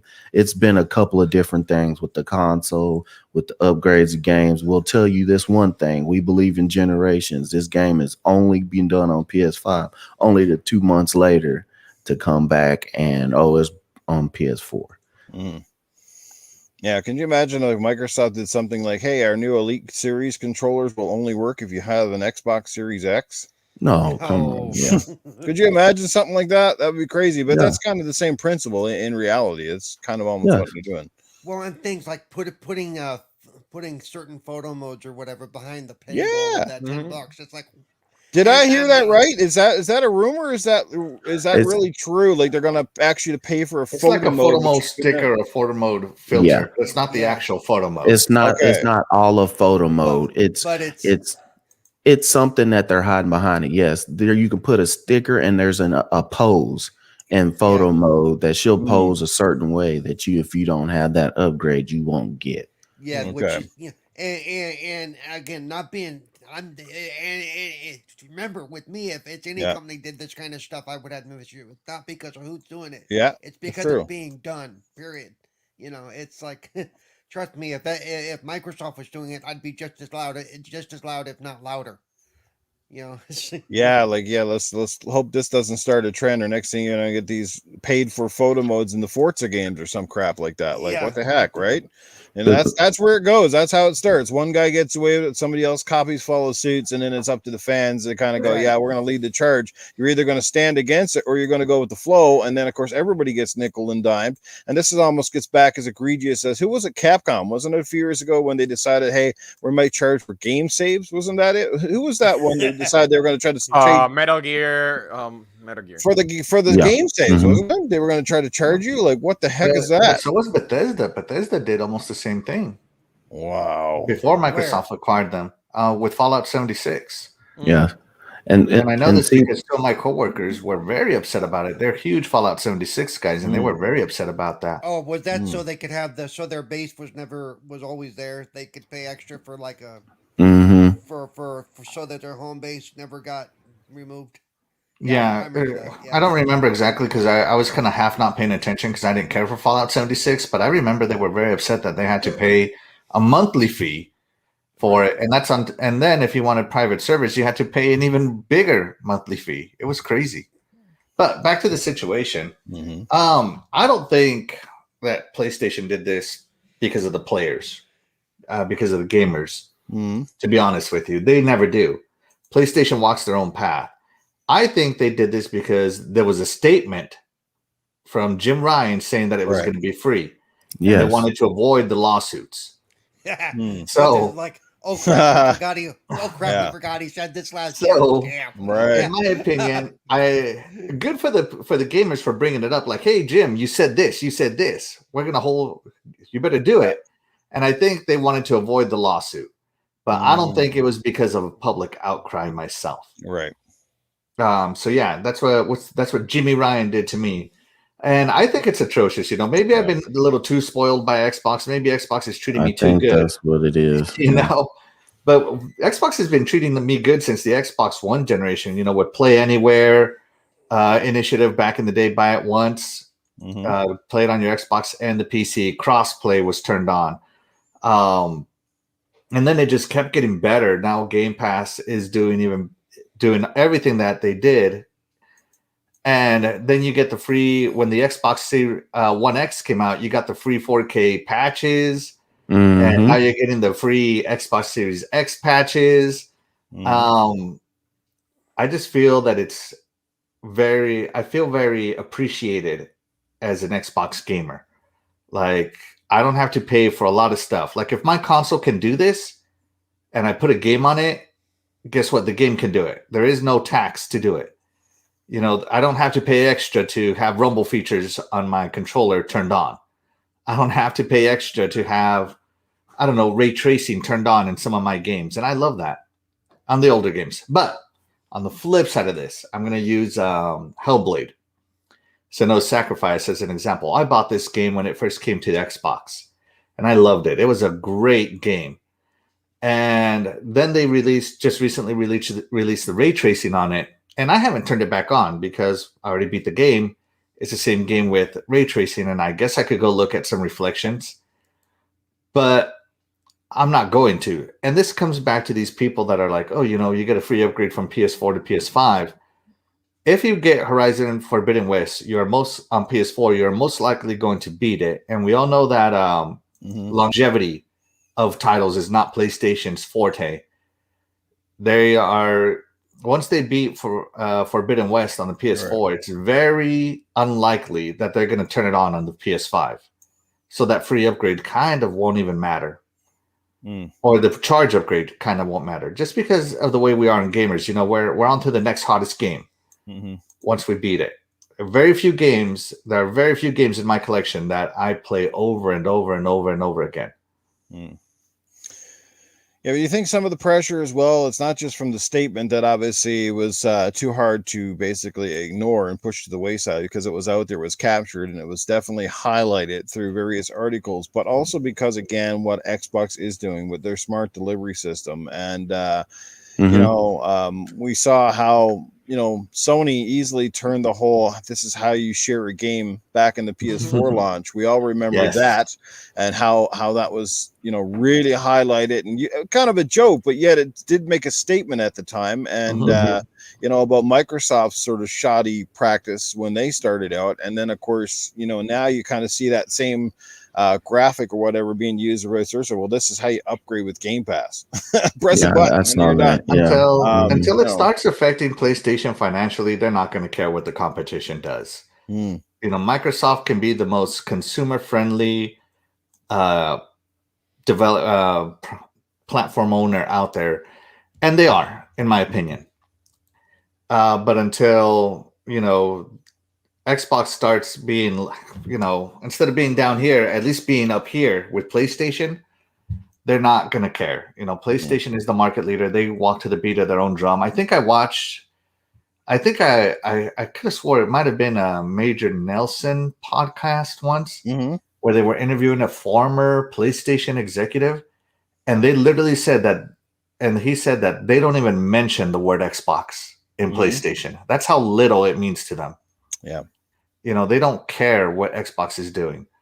So, yeah, us as Xbox gamers, we're trying to say, hey, you know, Xbox is fantastic. Xbox is great. You get all these games.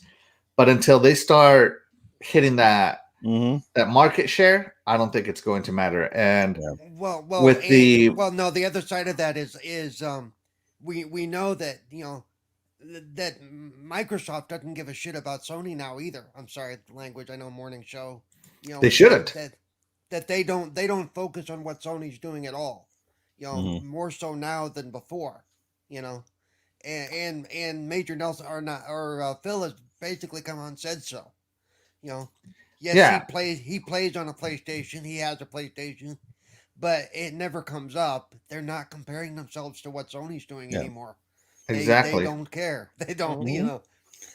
Well, it's like the fast food industry. Most fast food competitors realize they're never going to beat McDonald's. McDonald's is just in more places and is recognized worldwide, and that's a great analogy because if in the games industry, Sony is McDonald's because they're in the most countries, they're in the most places. You know what I mean? Like they're the most recognized brand. I mean, worldwide. Microsoft does very well here at home and around in North America.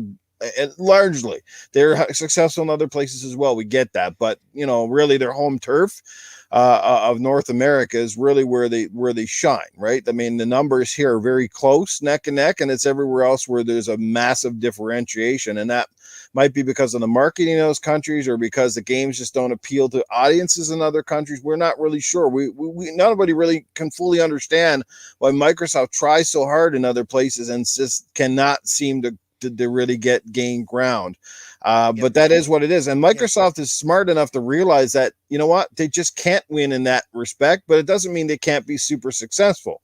You know, they're making money hand over fist here. You know, it's not about their revenue. They're doing well for themselves. It's the console numbers that constantly come up here. And I've said it before. I think their focus overseas, especially, is starting to become the mobile market.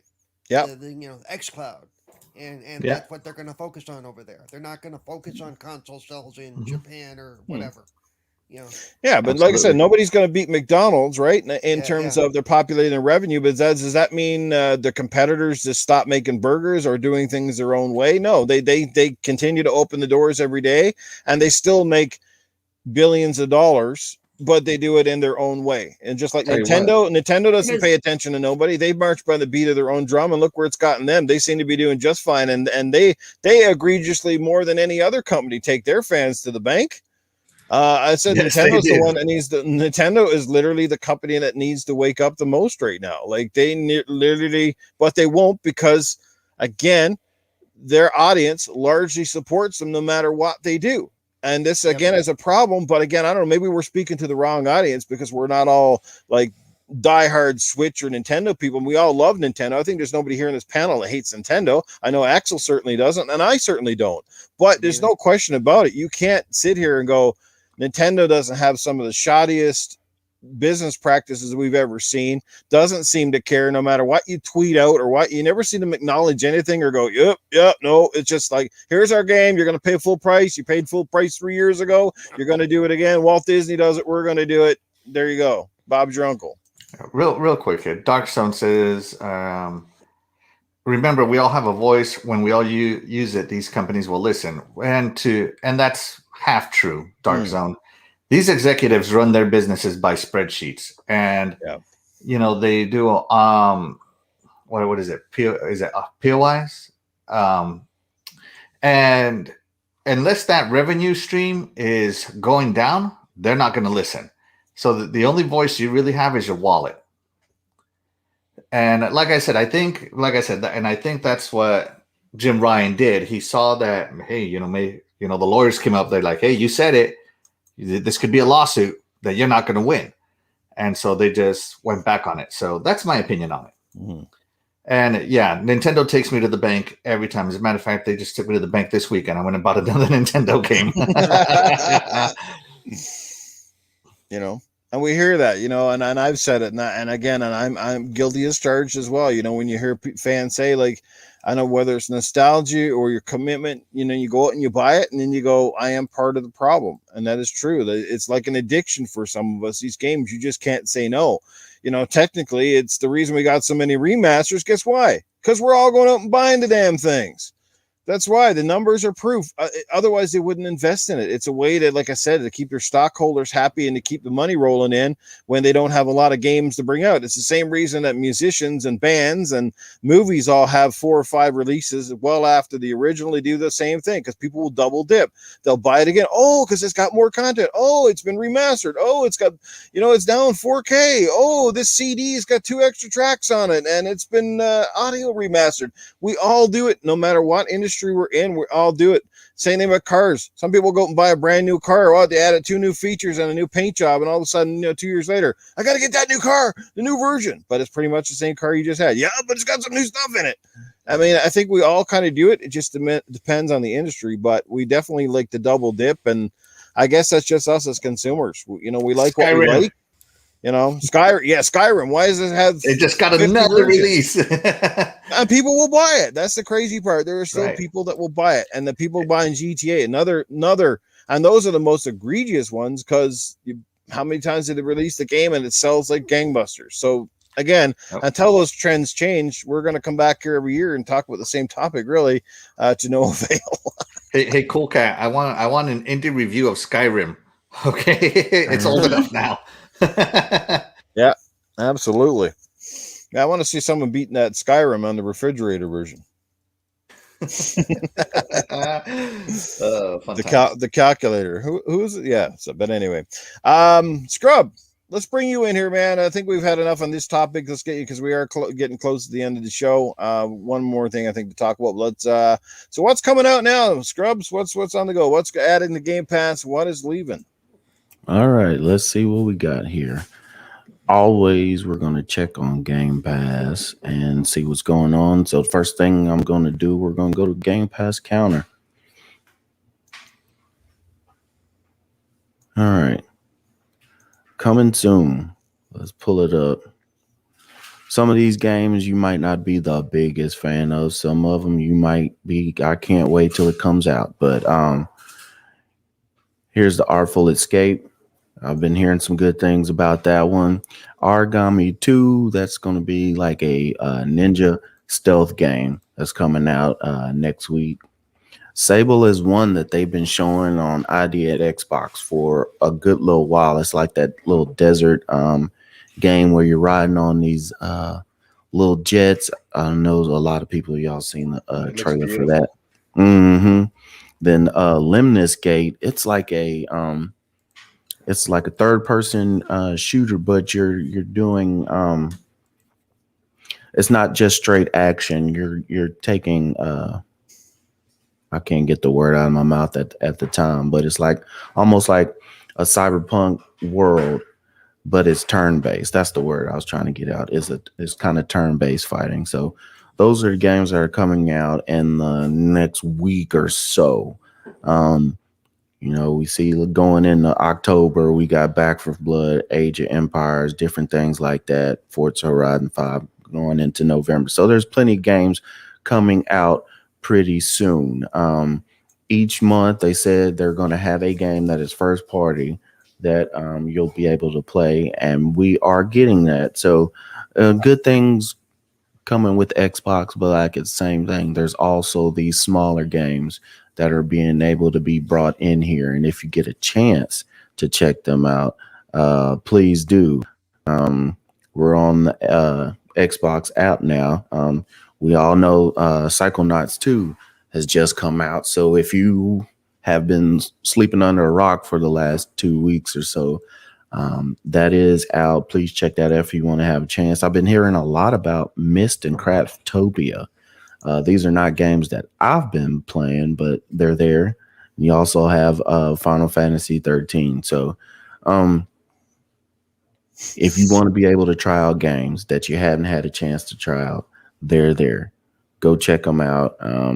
Like I said, we always use GamePassCounter.com, and then I'm also on the little Xbox app on my computer as well. So get out there, play your games. There is no excuse for not having games to play because there's so many out right now. It's ridiculous. With my backlog and one of the games we're about to talk about now, I've barely been able to get my hand on it. So Psychonauts 2 is phenomenal right now. So go check out these games. Let's have fun. Amen. Amen to that. Go ahead, Terry. I want to add, because it's on the coming soon, Astria Ascending, JRPG. It looks fantastic. Don't sleep on that game, especially since for so long everyone's been going on about how Xbox needs more JRPGs. You've got a really good one coming out here really soon, so don't miss out on that one. And also Flynn, Son of Crimson is another one that was on that list. That one I've been following on Twitter for a while. It looks fantastic, so don't miss out on that one. Nice.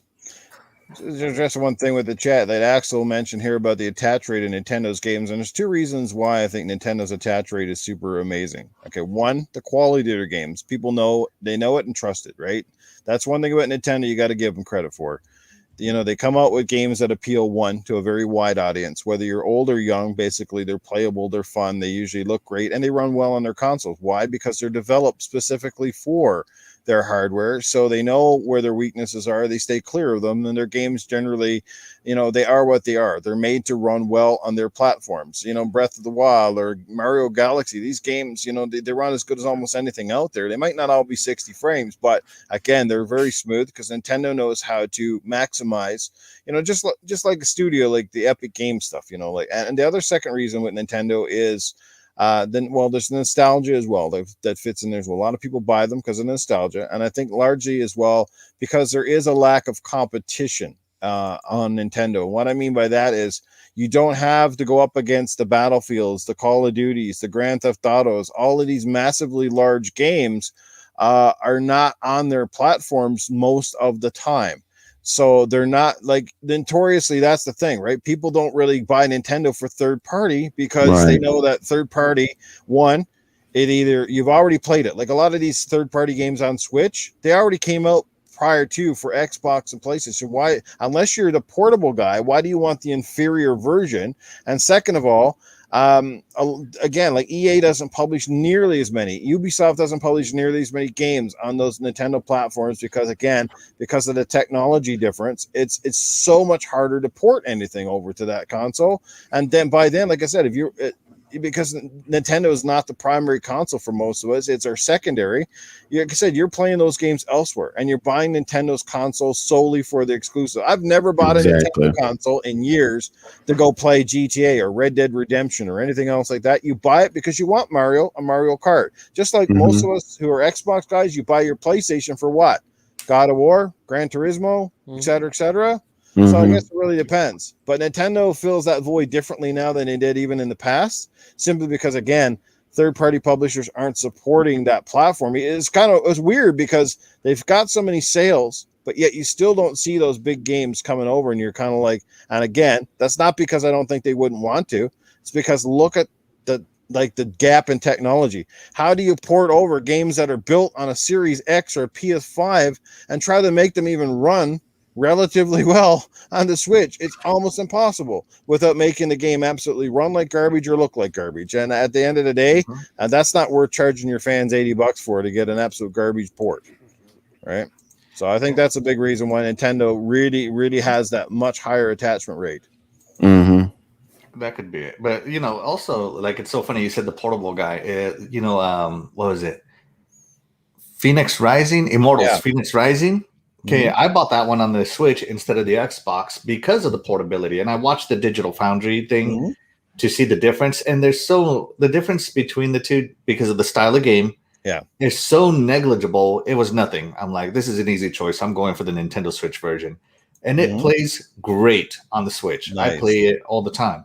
Mm-hmm. But, then you look over at games like Doom. So Doom got ported as well. Mm-hmm. And some of the lighting got taken out. Some of the particle affecting got taken out. And that, while a game like Doom moves so fast that you shouldn't notice it, you do. It just feels like an inferior version. Same thing with Mortal Kombat 11. I did not buy Mortal Kombat 11 on the Switch. I bought that one. I'm going to get it on the Xbox because they basically took the high-end graphics and cartoon them.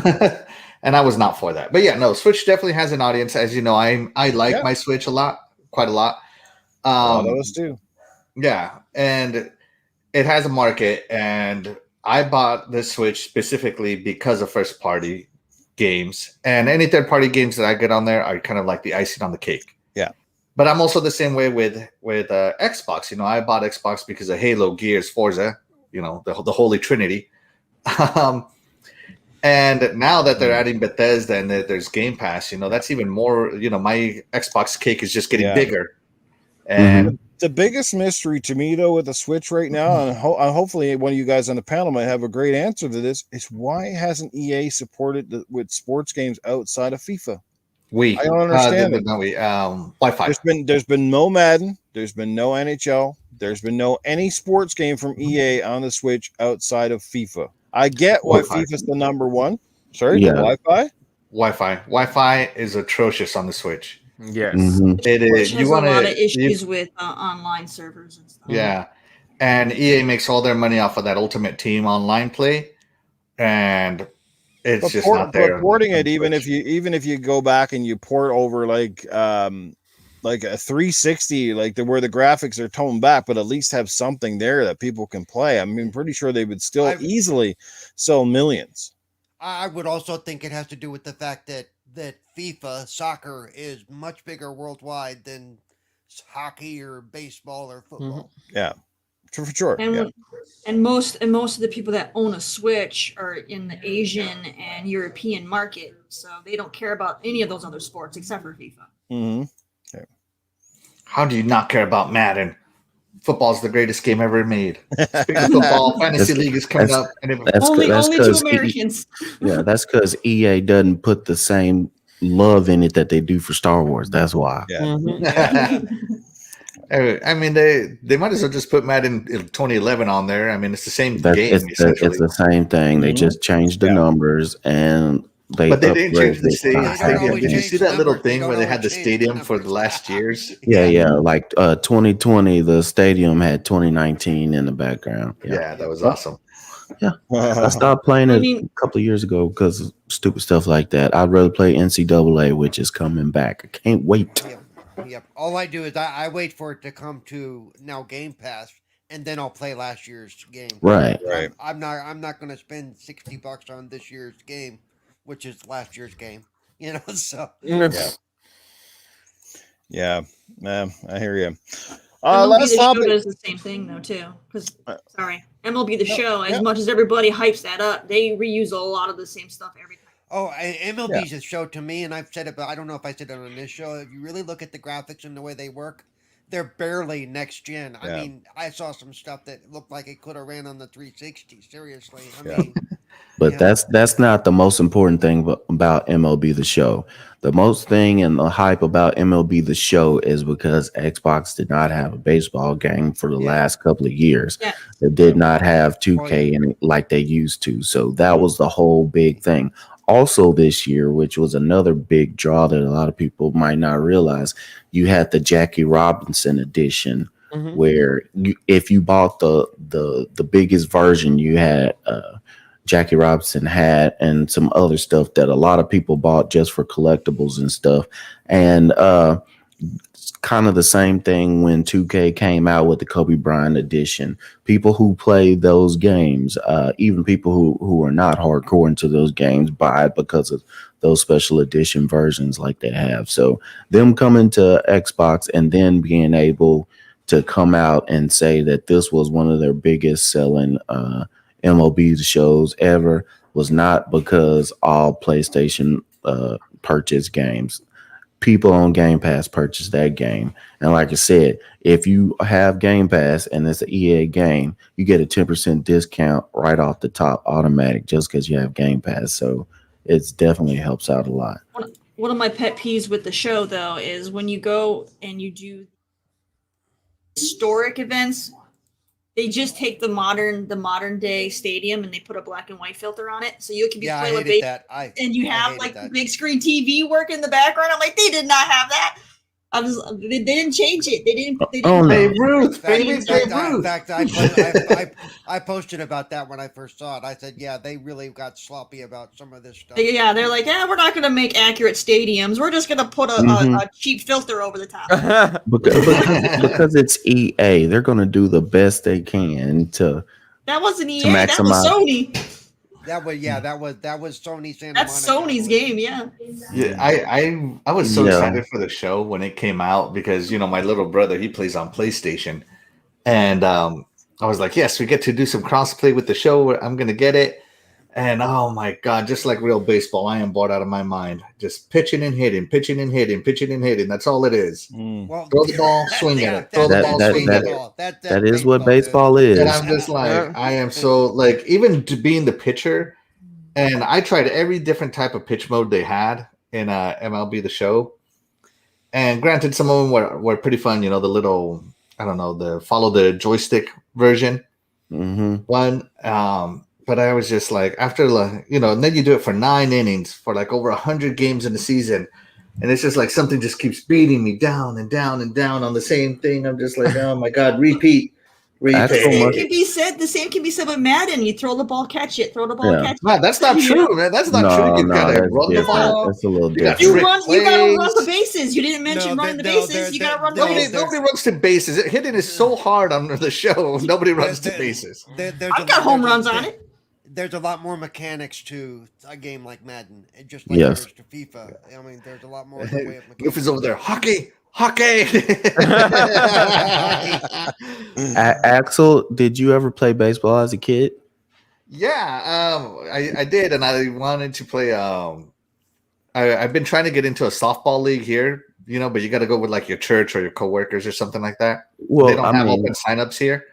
That's what baseball is. The Did most you see the South Park show about how boring baseball is too? The most fun you have in baseball is being the pitcher or the batter. I played outfield for 12, 13 years. You stand there until a ball comes your way. Until it comes your way, you just stand there. It's part of the game. But I mean, you could say the same thing. You will never play.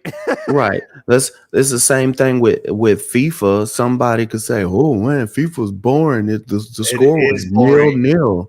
But no, there's a lot of mechanics in there and a lot get of me started with soccer stuff to get to that. So I enjoy soccer too. So, and I also watch golf. So I guess maybe I like boring sports along with my exciting sports. So soccer. I watched the soccer game. I went to lunch one time with a friend, and there was a soccer game on the screen at the bar, right? And I have an hour long lunch, and every time I looked up at this soccer game, there was someone on the ground, being the most hurt they've ever been in their life for no reason.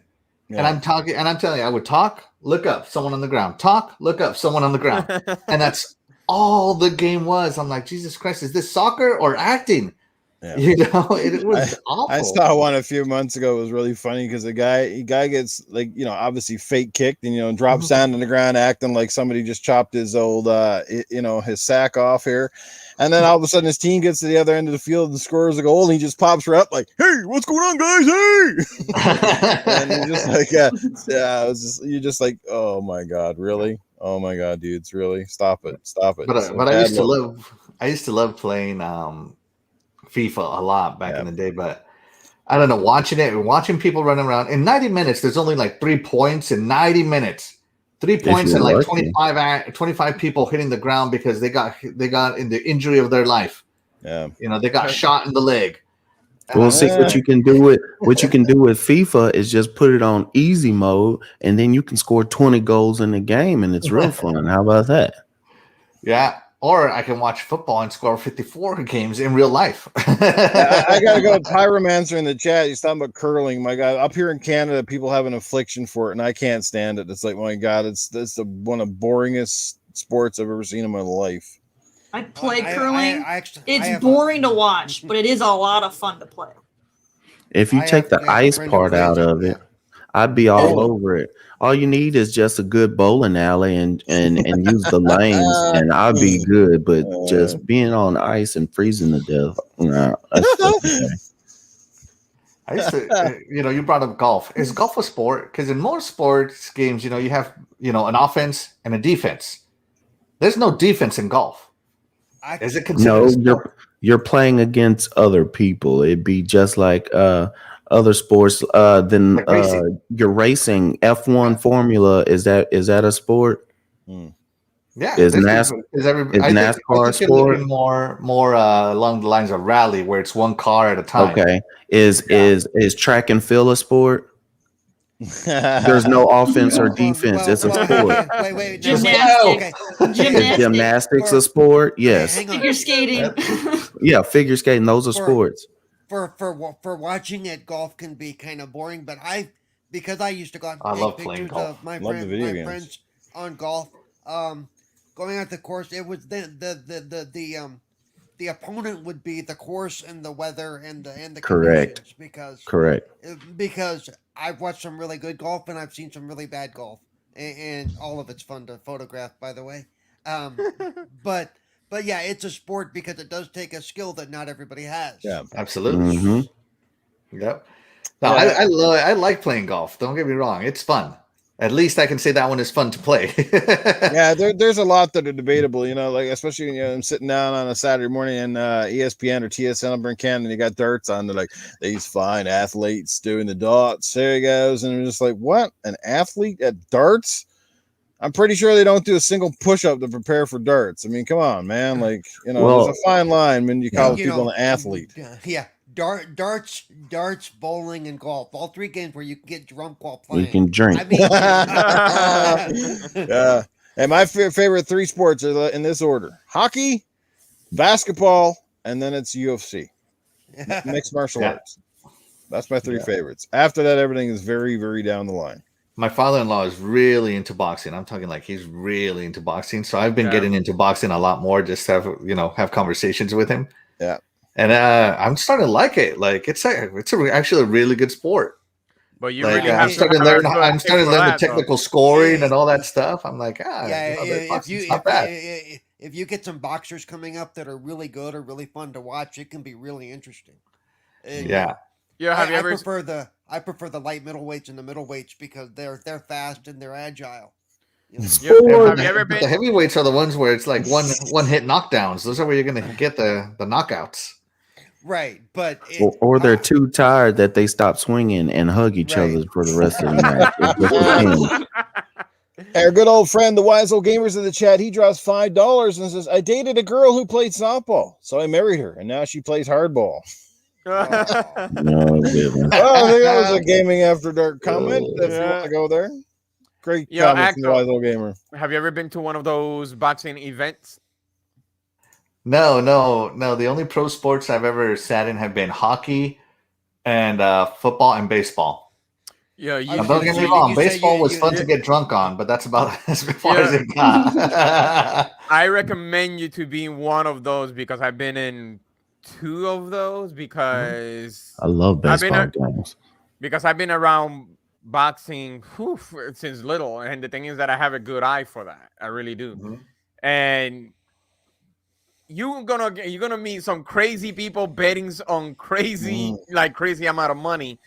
And I remember one guy was like, so who you gonna go for this person, that person? I'm like, well, I'm gonna tell you something. I'm like, whoever follows sports, you always go to your favorite one. It could, especially on boxing, if you're Puerto Rican, they'll go for the Puerto Rican. If you go for this one, it's always like that. But when you have somebody that is way better than your countrymen, it's common sense. You're gonna go very logical, like, no, this person is gonna win.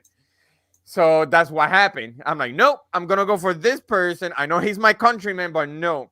Why you think that? I bet $100 for that guy. I'm like, nope, because this person when they place this person with a really veteran guy, he's gonna lose. Like, don't say that. I bet. And surely enough, I'm like, he's gonna get knocked out.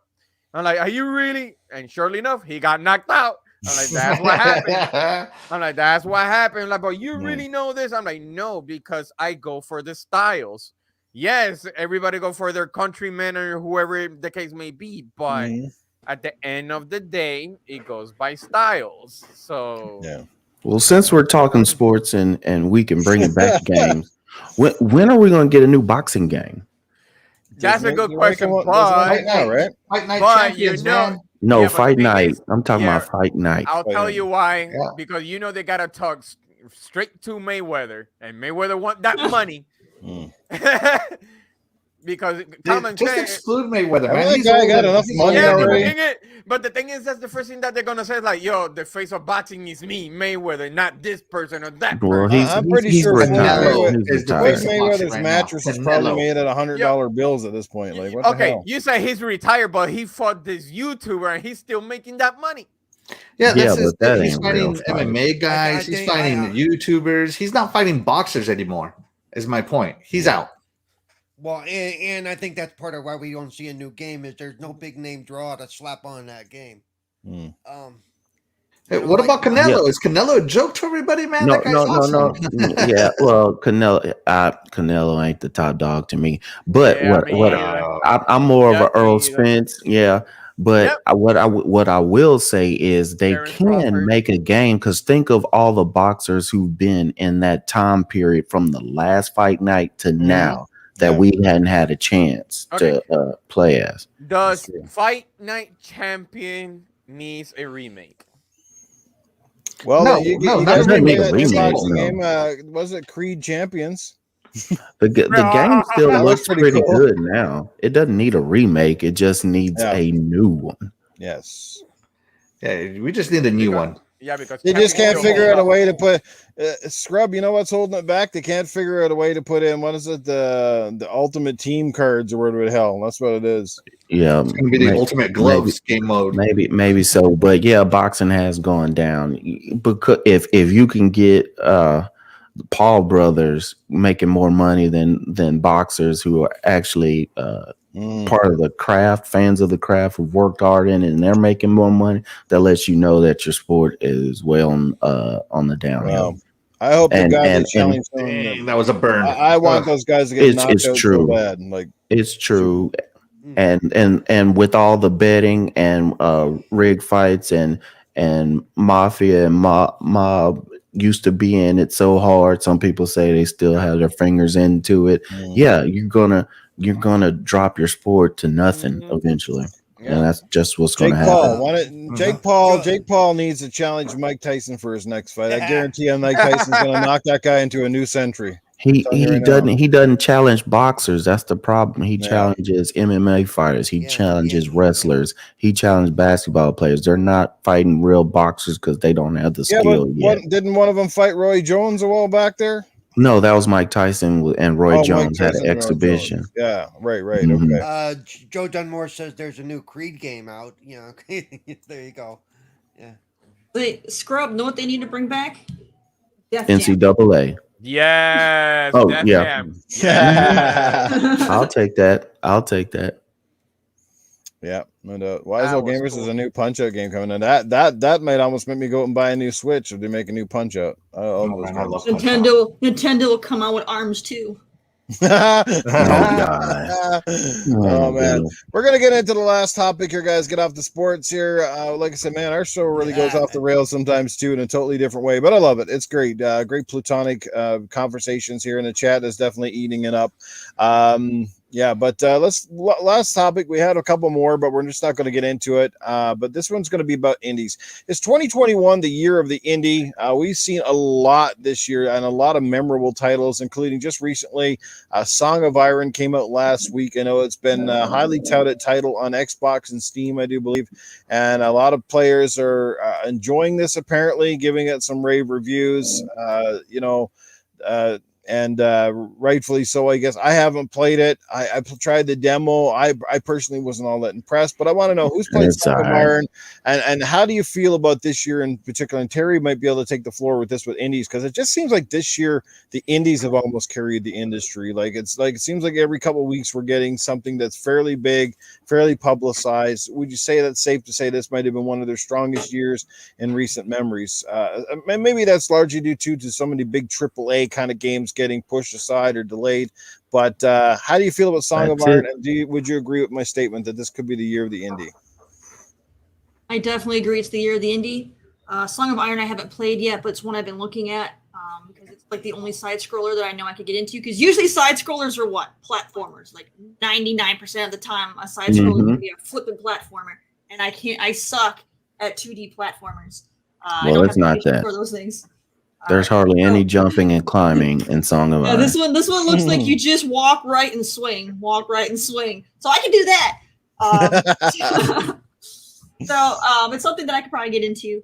But yeah, definitely indies have been getting the spotlight a lot lately, especially with past Game Awards. You've been seeing them getting a lot more recognition, which is fantastic. Another huge part of it is a lot of the big games have all gotten delayed, so you have nothing left to look forward to other than the indies that are coming out, which also definitely helps them out. Fantastic. Still, my game of the year is It Takes Two. Indies are on another scale now compared to there's that old stigma that indies are all these really really crappy made games, and it doesn't hold truth anymore. You get some really high quality games these days that and yeah, they're doing a fantastic job, and there's so many great ones out that you can take advantage of for sure. And I definitely huge part of it, like I said, is the big names all got delayed. A lot of the big games that were supposed to come out this year, we're not going to see till February. So doors are open for indies for sure. So definitely don't sleep on them, because there's a lot of great ones out there that people normally wouldn't look at because of the big games that would have came out. Yes, I definitely think that the main thing, not saying that indie games aren't good, but the main thing is all these games are getting pushed back. All these big anticipated games are getting pushed back. You're not getting dates, but while you're sitting waiting for all that come out, you have games that are being able to try. Also, I think you can attribute some of it to them being on Steam, PC, Game Pass, where you can try the game out. Also, another thing which makes indies easier to jump into, you're not paying $60, $70, $80 price tags on them. You might get like Song of Iron, $20. Somebody would rather get into that game for $20 than if it came out for 60 or 70.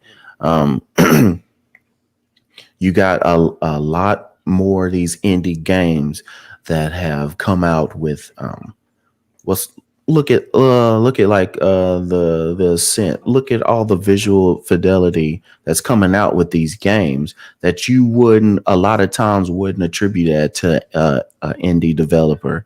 A lot of times people look at indie developers as, oh, it's just going to be a little stick or some boring game, or I'm not trying to down this game so much, but I know everybody jokes about that ID8 Xbox game where with the deer and they're ramming a vending machine, and people have preconceived notions of what an indie is. There are some great stories, there are great games that are out there.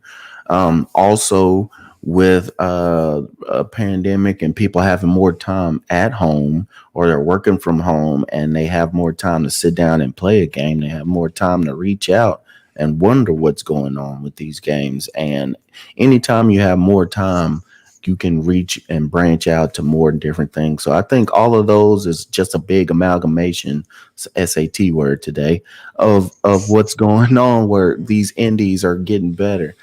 And they're not, when I say getting better, they're getting more spotlight. More people are being able to talk about them and share their thoughts. Also folks being able to put them on YouTube, to talk about them on the internet. More and more people have a platform to talk about these games. If you see somebody, this indie that you might not know anything about, and then you see somebody doing a walkthrough or gameplay of the gameplay on YouTube, you might say, well, shoot, I'm gonna try that game out. Yeah. So all of that together, I think, is what's pushing indies further, and also that they're just great games. Yeah, Game Pass is definitely huge too. I think Game Pass and ID at Xbox and Game Pass working hand in hand has been a big part of that over the last 8 months or so. Definitely, 100%. Another thing, a lot of if you're someone who likes the horror genre in particular for gaming, majority of the games you're playing are indies. Indies have pretty much controlled the horror game genre for forever. And we're going into autumn now, which means you're going to see a lot more horror indies coming out here too. So they're going to have a lot of spotlight again. So just don't bring out Friday 13th, that buggy mess again. We got a Nightmare on Elm Street. I would love to see an indie win Game of the Year, if I'm being honest. I mean, Hades almost did it last year. But this year, you got other big indies. You got It Takes Two. You got Kenna also coming out. Death's Door is probably one of the best top-down hack and slash games I've played in a long time. It was awesome. I forgot to say something about it, but it's so many of them out right now. Yeah, right. That's true. Yeah. And indies are also driving entertainment as well. Like Among Us was hot for how long? Everybody had these awesome 3080s and 3070s for Among Us. Fall Guys was good too. There was one more indie I wanted to bring up that I was thinking about. That was myself. I've put 70 hours into Valheim already. Yeah. Valheim is not even a complete game. And it's the best survival crafting game since Minecraft. So, I mean, it's not as complete as Minecraft, obviously, but the concepts of building are there, and it's fun. And it's fun with your friends as well. So the indie market is really coming through on itself there. You don't have to be a blockbuster game studio to have a great game. Gameplay has been king, will always be king, and that's just the way it's going to be. I've always said that I don't necessarily know what games I play are indie or not, unless it's really a big game. I look at a game, I play a game. If I like it, I like it. If I don't, I don't. So when people go, "What's your favorite indie?" I really have to think, okay, which games were I playing that are considered indie?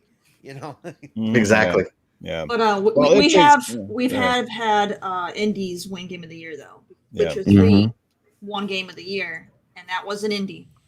Somebody else talks so Newf doesn't go. I'm just kidding. I was just gonna say, like, It Takes Two is a rarity as well because it's, like I said, it's still considered indie because it comes from Hazelight, but obviously has the backing of EA, huge publisher, and that game really, like, honestly, that stands up there with AAA stuff. Like, that game looked and felt like it came from any of the biggest studios out there. It was so well done and just phenomenal. Like, that's still right up there in the contention for Game of the Year, and if it doesn't get nominated this year, I think it's an injustice and the wrong message to send to the industry for sure. But Raji's another one too.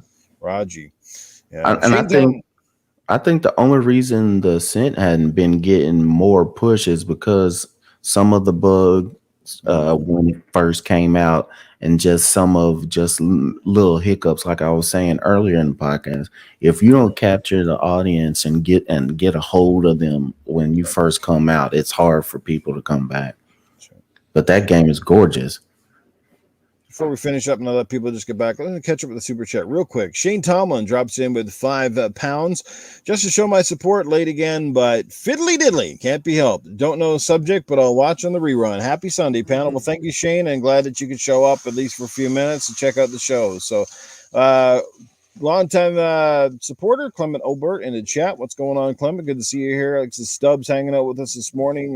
Doggy Dog still here. Mr. Kima's in the chat. Good to see all you guys. A fantastic turnout this morning, and unbelievable over on YouTube right now. Sitting at 45 likes and no thumbs down. Might be a record. This is awesome. Thank you guys for that support, and hope you are enjoying the podcast for the most part. And no trolls this week, at least not so far. So that's fantastic. Anyway. Let you guys finish up. I'm done chatting. Go ahead. I'm good. Yeah, we're About done. indies? We're good. Anybody else have any thoughts on in this 21 year of the indie and all that sort of stuff? To me, the best indie I've played this year has been Death's Door. That came out this year. It's a toss up between Valheim and Death's Door. But I'm going to switch over to Death's Door just because the story was good. The bosses were intelligently made. They were hard, but not impossible. And then the level design in Death's Door is some of the best level design I've seen in a long time. As far as the world being big, making it feel big, but actually not being big. Every level in Death's Door is actually quite condensed, but the paths don't open up until later in the game to make it more condensed. And the weapons in Death's Door, every single one is different. You got the sword, you got the bigger sword, you got the hammer, which by the way was my favorite. Me too. Mine too. Mine too. The hammer was by far the favorite weapon. And then you have the magic abilities, the magic bow, the magic fire, the magic bomb, and the hook shot, I guess is what you call it. Yep. And I don't know, it was just an intelligently made game that control tight. The controls were really tight on it, and it's the best indie I've played this year. Now I haven't played It Takes Two, but for me right now it's got to be Death's Door. Yeah, what I'm hearing is a lot of people is between Death's Door and It Takes Two. The only thing is that it's just so hard for them to break through when you have these first party titles coming out like Psychonauts 2, or like a lot of people are pushing Ratchet and Clank, which that is just the populace and not the people who are the critics who are voting for this game. But you also have to add in when you come, if you're looking at the big the Game Awards at the end of the year, some of that factored in is fan response. So that tilts very hard when most fans are only going to play basically the games that are told, oh, this is the game of the year. This is the game you need to be playing. And a lot of times the indies get cut out when that discussion is brought up. Well, the other thing too is just like with movies and TV, stuff that comes out later in the year is the stuff that's remembered most. Yeah. So, but I was going to say Psychonauts 2 is kind of weird because it started as an indie kind of. Yeah, they were picked up by Microsoft, but it started by a by a fundraising thing on the internet, a GoFundMe. And then they got picked up later. So they're not an indie, but at the same time, and all the big games start out as indies at some point. Yeah, right. But you know what I mean. Totally. That game is a little bit different than a lot of the others. And under Microsoft's umbrella. Right now, if Microsoft would have bought them right before they released the game, I would have thought different. But they did delay the game so they could put more assets, more stuff, work on visuals and stuff.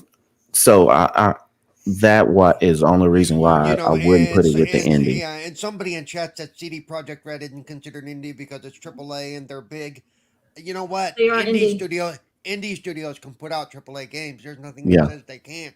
Indie just means they're an independent studio. That's right. Right. It doesn't mean it's a small studio with the only size of their 15 budget people. has nothing to do with being an indie. There's no rules about budget. It's all about being independent and not having a publisher. That's all it is. Yep, that is correct. Yeah, when they pay for the game themselves to begin with, at least I think that should be considered indie. Because it's just like Cerebral Paul said, Psychonauts 2 was being self-funded, crowdfunded until they picked up a publisher. Yeah. And then Microsoft picked them up and they got even more money. So the game started off by itself and later got money. And I think that's important. Well, and a testament to the indie developers out there. This is the thing, because a lot of them have gotten so good at their craft and they're making these phenomenal games that they're really blurring that line. And that's what makes it difficult. Because when indies first came out, at least the indies that I know of, like when you go back to the 360 era and the Xbox Summer of Arcade, and those were indie games. They were smaller in stature. They all sort of had a very similar look and feel. But in today's indie game scene, you see games, as I said, that look like they're rivaling the big budget stuff. You see shooters that look like they could be on par with Call of Duty. You see side scrollers that are on par with almost anything Nintendo's put out. This is the thing. Like, they're so talented. There's so much passion and stuff that goes into their work that's why I think it makes it really hard, because it really blurs the line between for some people, if they didn't know it was a smaller company, they'd be like, oh man, that game must have cost $200 million to make it. Yeah, no, it was probably made by 3 guys, and and it looks like that. Like that one guy that's making that what's that shooter that's coming up for Xbox, that like he's one guy. No, Crossfire. What's Infinite Light, or what is it? Oh yeah, I know what you're talking about. I can't. It's on the tip of my tongue. I think. But yeah, that game looks ridiculous. You know the one I'm talking about, right? Bright Memory. Bright Memory Infinite. There we go. Yes. Yeah. But and you look at that and you go, "Holy crap!" Right? Yeah, I think part of the is too the quote indie guys also now have access to some of the same game engines that the big guys do. Yeah. Well, like right now, everybody's saying that the best shooter to play is Splitgate. I believe is what they're saying is the best shooter right now on the market to play, and that's 100% an indie game. Yeah. Oh yeah. One that people have forgotten about that came out this year that I just did a full playthrough on Friday is Little Nightmares 2. That one was very well done.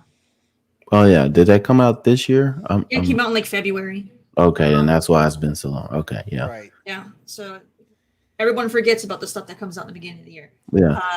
It's like that's sad. TV. Yeah. Yeah. Yeah, and then they don't have a date on it yet, but the new Hollow Knight is supposed to come out this year. I don't know if it will, but Hollow Knight has a very big following. So if that one does drop this year, that's going to be a huge indie. Do we think eventually they'll just have a indie section for the Game Awards, like best indie versus? They already do. They do. Yeah. They already have that. Yeah. Okay, then, because I think that's the only way it's going to work, and the only way you're going to have an indie win best game is just runs over everything so much that you can't. But as long as they have a best indie, they're going to sit that to the side so it won't overshadow the big AAA games. I believe they don't want the indie. They want the indies to have their show. They want the indies to have their spotlight, but they do not want to have the indies overtake some of these big AAA games, because folks are going to start questioning it. Folks are not going to be happy. It might be some uproar. And I think that's only done to appease the indies and also to appease the masses, where the indies cannot win Game of the Year. Usually outside of Best Indie Game at the award shows, the indie games tend to take full spotlight when it comes to categories like Best Voice Actor, Best Narrative. They get usually best soundtrack.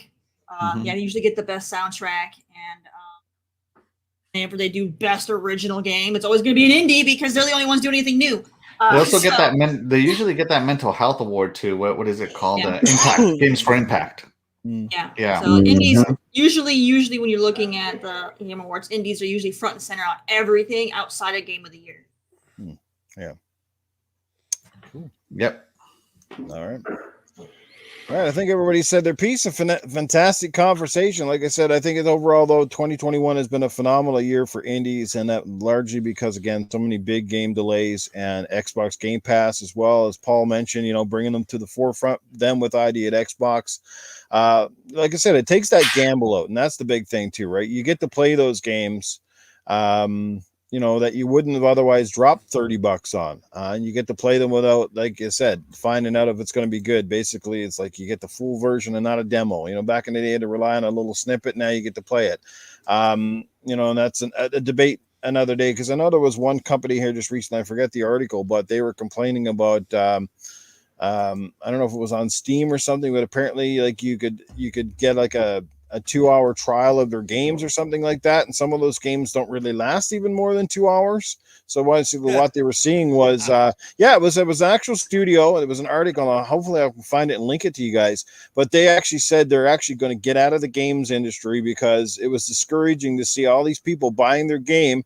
And then because of their refund policy, I think it was on Steam, they get to play like 2 hours or something. And I think basically you could beat the game in 2 hours. And then what their people will do is buy it, beat it, and then return it and get a refund. And they were losing like a ton of money on that. And it was an interesting take. And it's sad to see, but yeah. Well, isn't that more on the developer than on the system? I mean, they know the system they're getting into when they, I don't think they had any choice for an according to indie, that article. For an indie, though, it's a lot easier to put your game on Steam than for consoles. It's a lot more red tape for consoles. Well, what I'm saying is, if you've made a game that can be run through in 2 hours, and you put it in a system like that,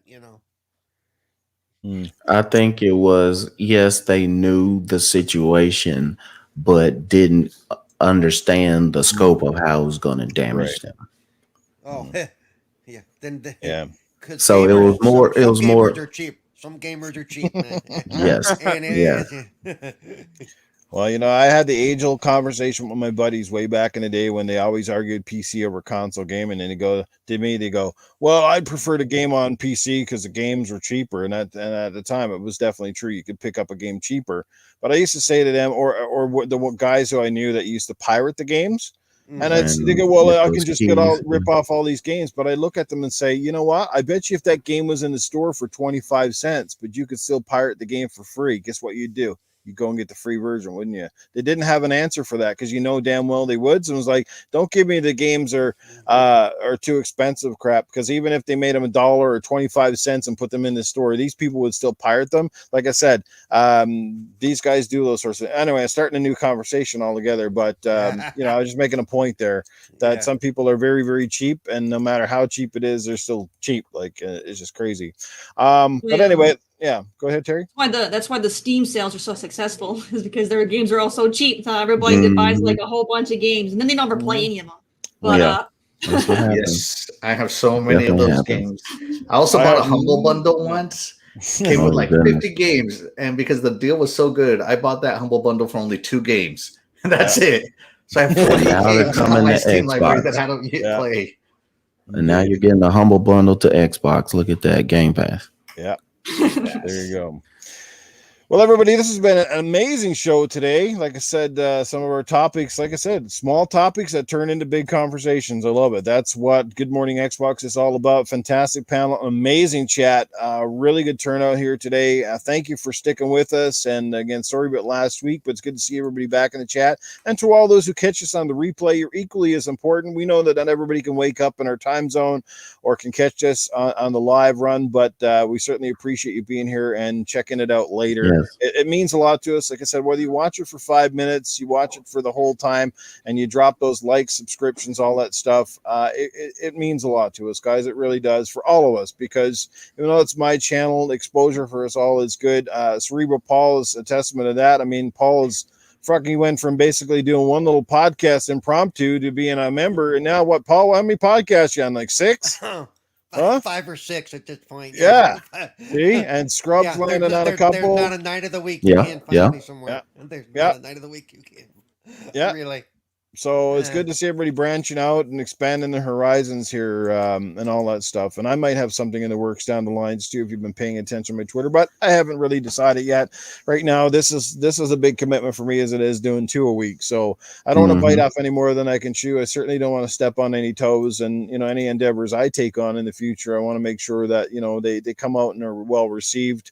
My growth has been very, very slow on my channel.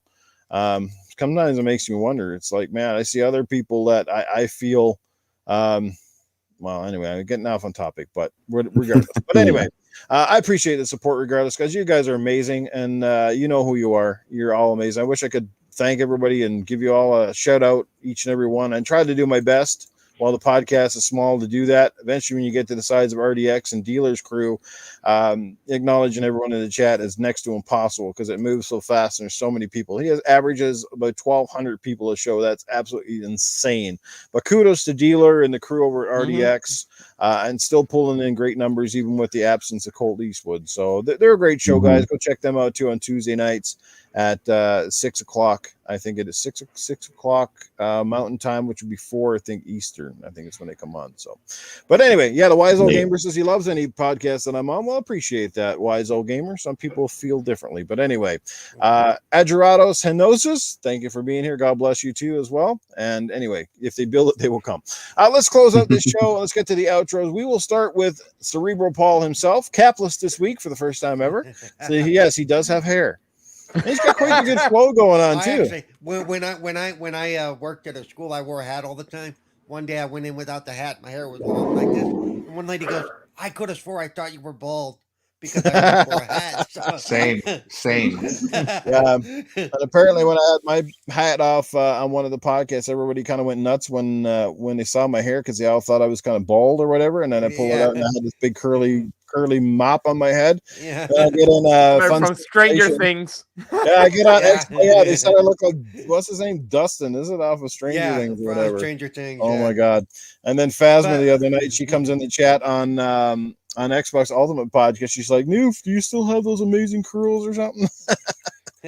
Oh man, crazy stuff. But anyway, thank you, Crispy. You're awesome, man. Great supporter right there. Crispy Rambo, love the name. Always supporting, guys. Doggy Dog, you're amazing. Doggy, we got to get you on this podcast at some point here. So we'll set up a date and time because he's an amazing supporter, man. He's in like so many chats and he's such a charismatic, energetic guy. If you've ever heard him, he's a lot of fun to have on a podcast. Like I said, he's got an amazing arcade. Maybe we'll have to get him on at some point to talk about that amazing arcade collection and how that came about. But anyway, let's close the show. I'm talking too long. Let's start again. Cerebral Paul, I'll let people know where they can find you, man. Look, all I'm gonna say at this point, because I did my full thing the other night on my first show on Four Guys with Quarters. Look, find me on Twitter, Cerebral Paul 1. All my links are there because there's a lot of them at this point. Because I'm literally on something like almost every night of the week except Monday. So so that's the best way. Go to Cerebral 1 on Twitter, follow me there, and then if you want to know what shows I'm on, it's Four Guys with Quarters, Retro Renegades, this show, another show later this afternoon. What am I missing? Midweek Gaming on the Stubbscast channel. And of course, the community game night on Saturdays I co-host with Newf. On Fridays I join the UK crowd when they do their thing. So yep, you can find me everywhere.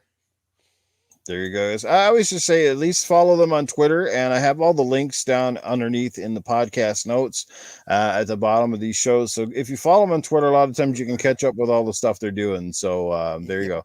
Next up, we got. I wanted to say on something you mentioned real quick. As far as channel growth goes, I'm on all of these other shows. None of them are on my YouTube channel. My YouTube channel is growing very slow, but I don't stress about it because I'm helping the other channels do their thing. Amen.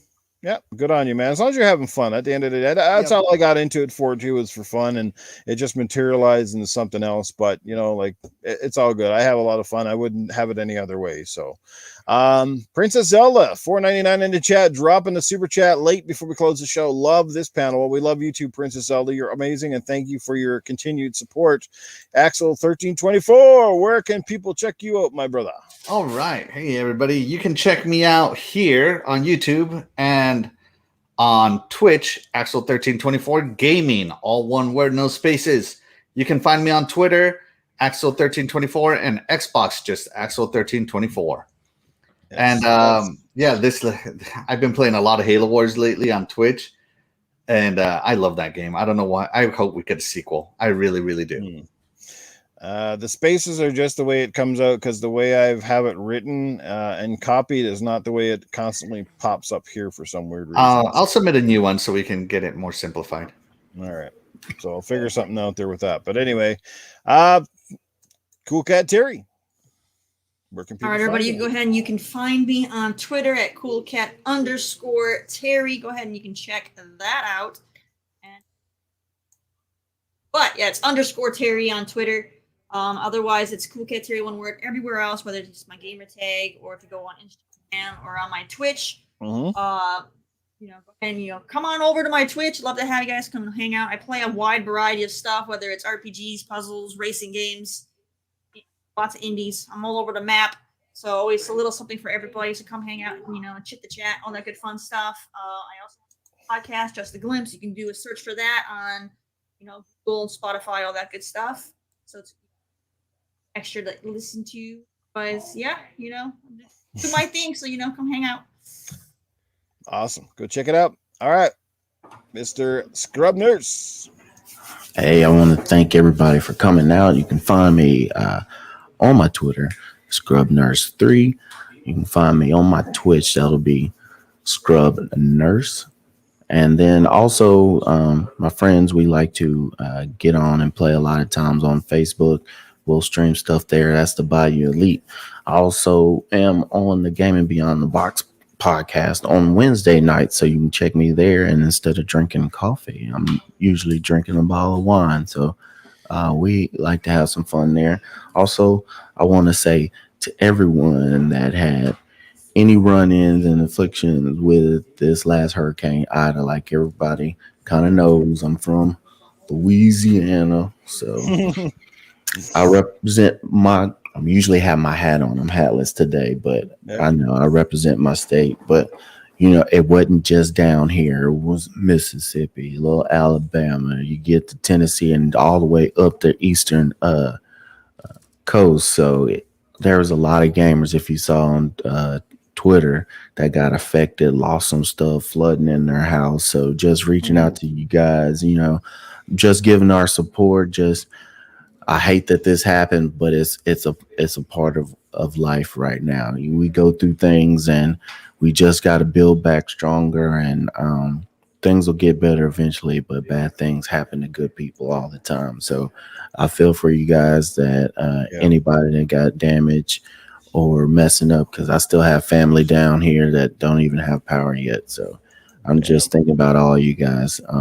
So y'all have a good day. Thanks for coming out. I love you guys. Yeah, absolutely. Well said, Scrub. Yes, be safe, everybody, and take care.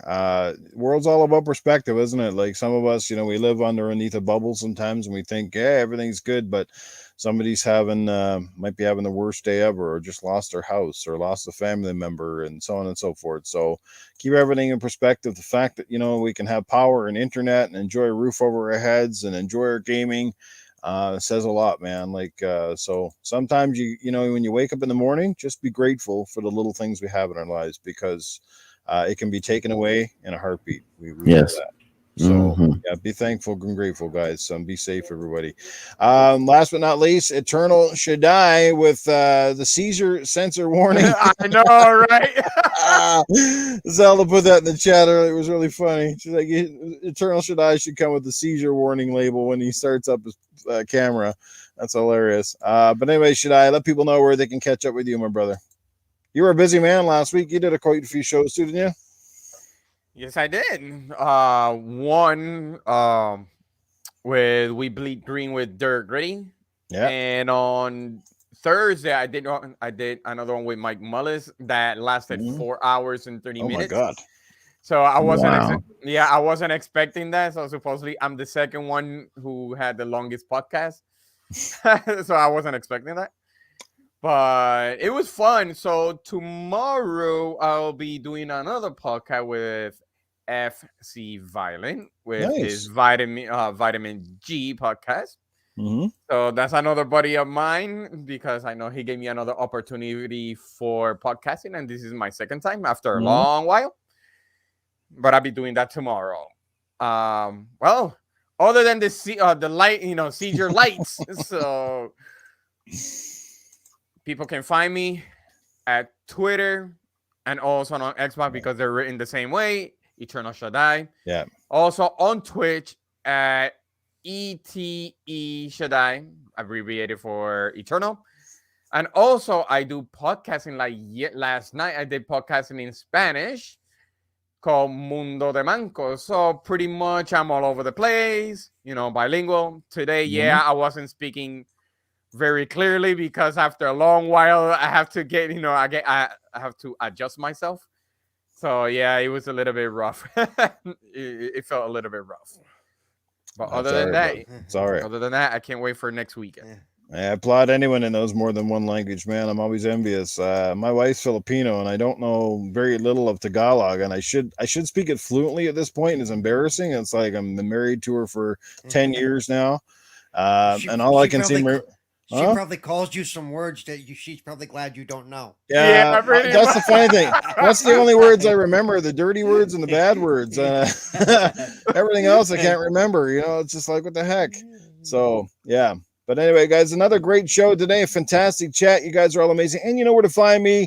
Always in the gutter. Hopefully back next Saturday with community game night, but I'll have to keep you posted later in the week. And if I can't host, Mr. Cerebral Paul is an awesome dude that jumps in and saves the day, keeps it rolling for those in the North American time zones. Don't forget to check out Animated Evil, Mr. Tushy, as well on Twitter to keep you up to date on all the games that they have as well. Glad people are having so much fun with it. Some weeks we have amazing tournaments, some weeks not so much. Depends on the game and depends on what people are doing. We all have real lives to live, as we all know, so not all of us can check in each and every week, but I would love to see more people there, and I would certainly love to see some night we get this amazing panel all together. That'd be great fun, and play some real fun games. That'd be awesome. We need like a Good Morning Xbox co-op night or something like that. We can co-op some games and play together. That Turtles game would be awesome, and stream that. That would be great.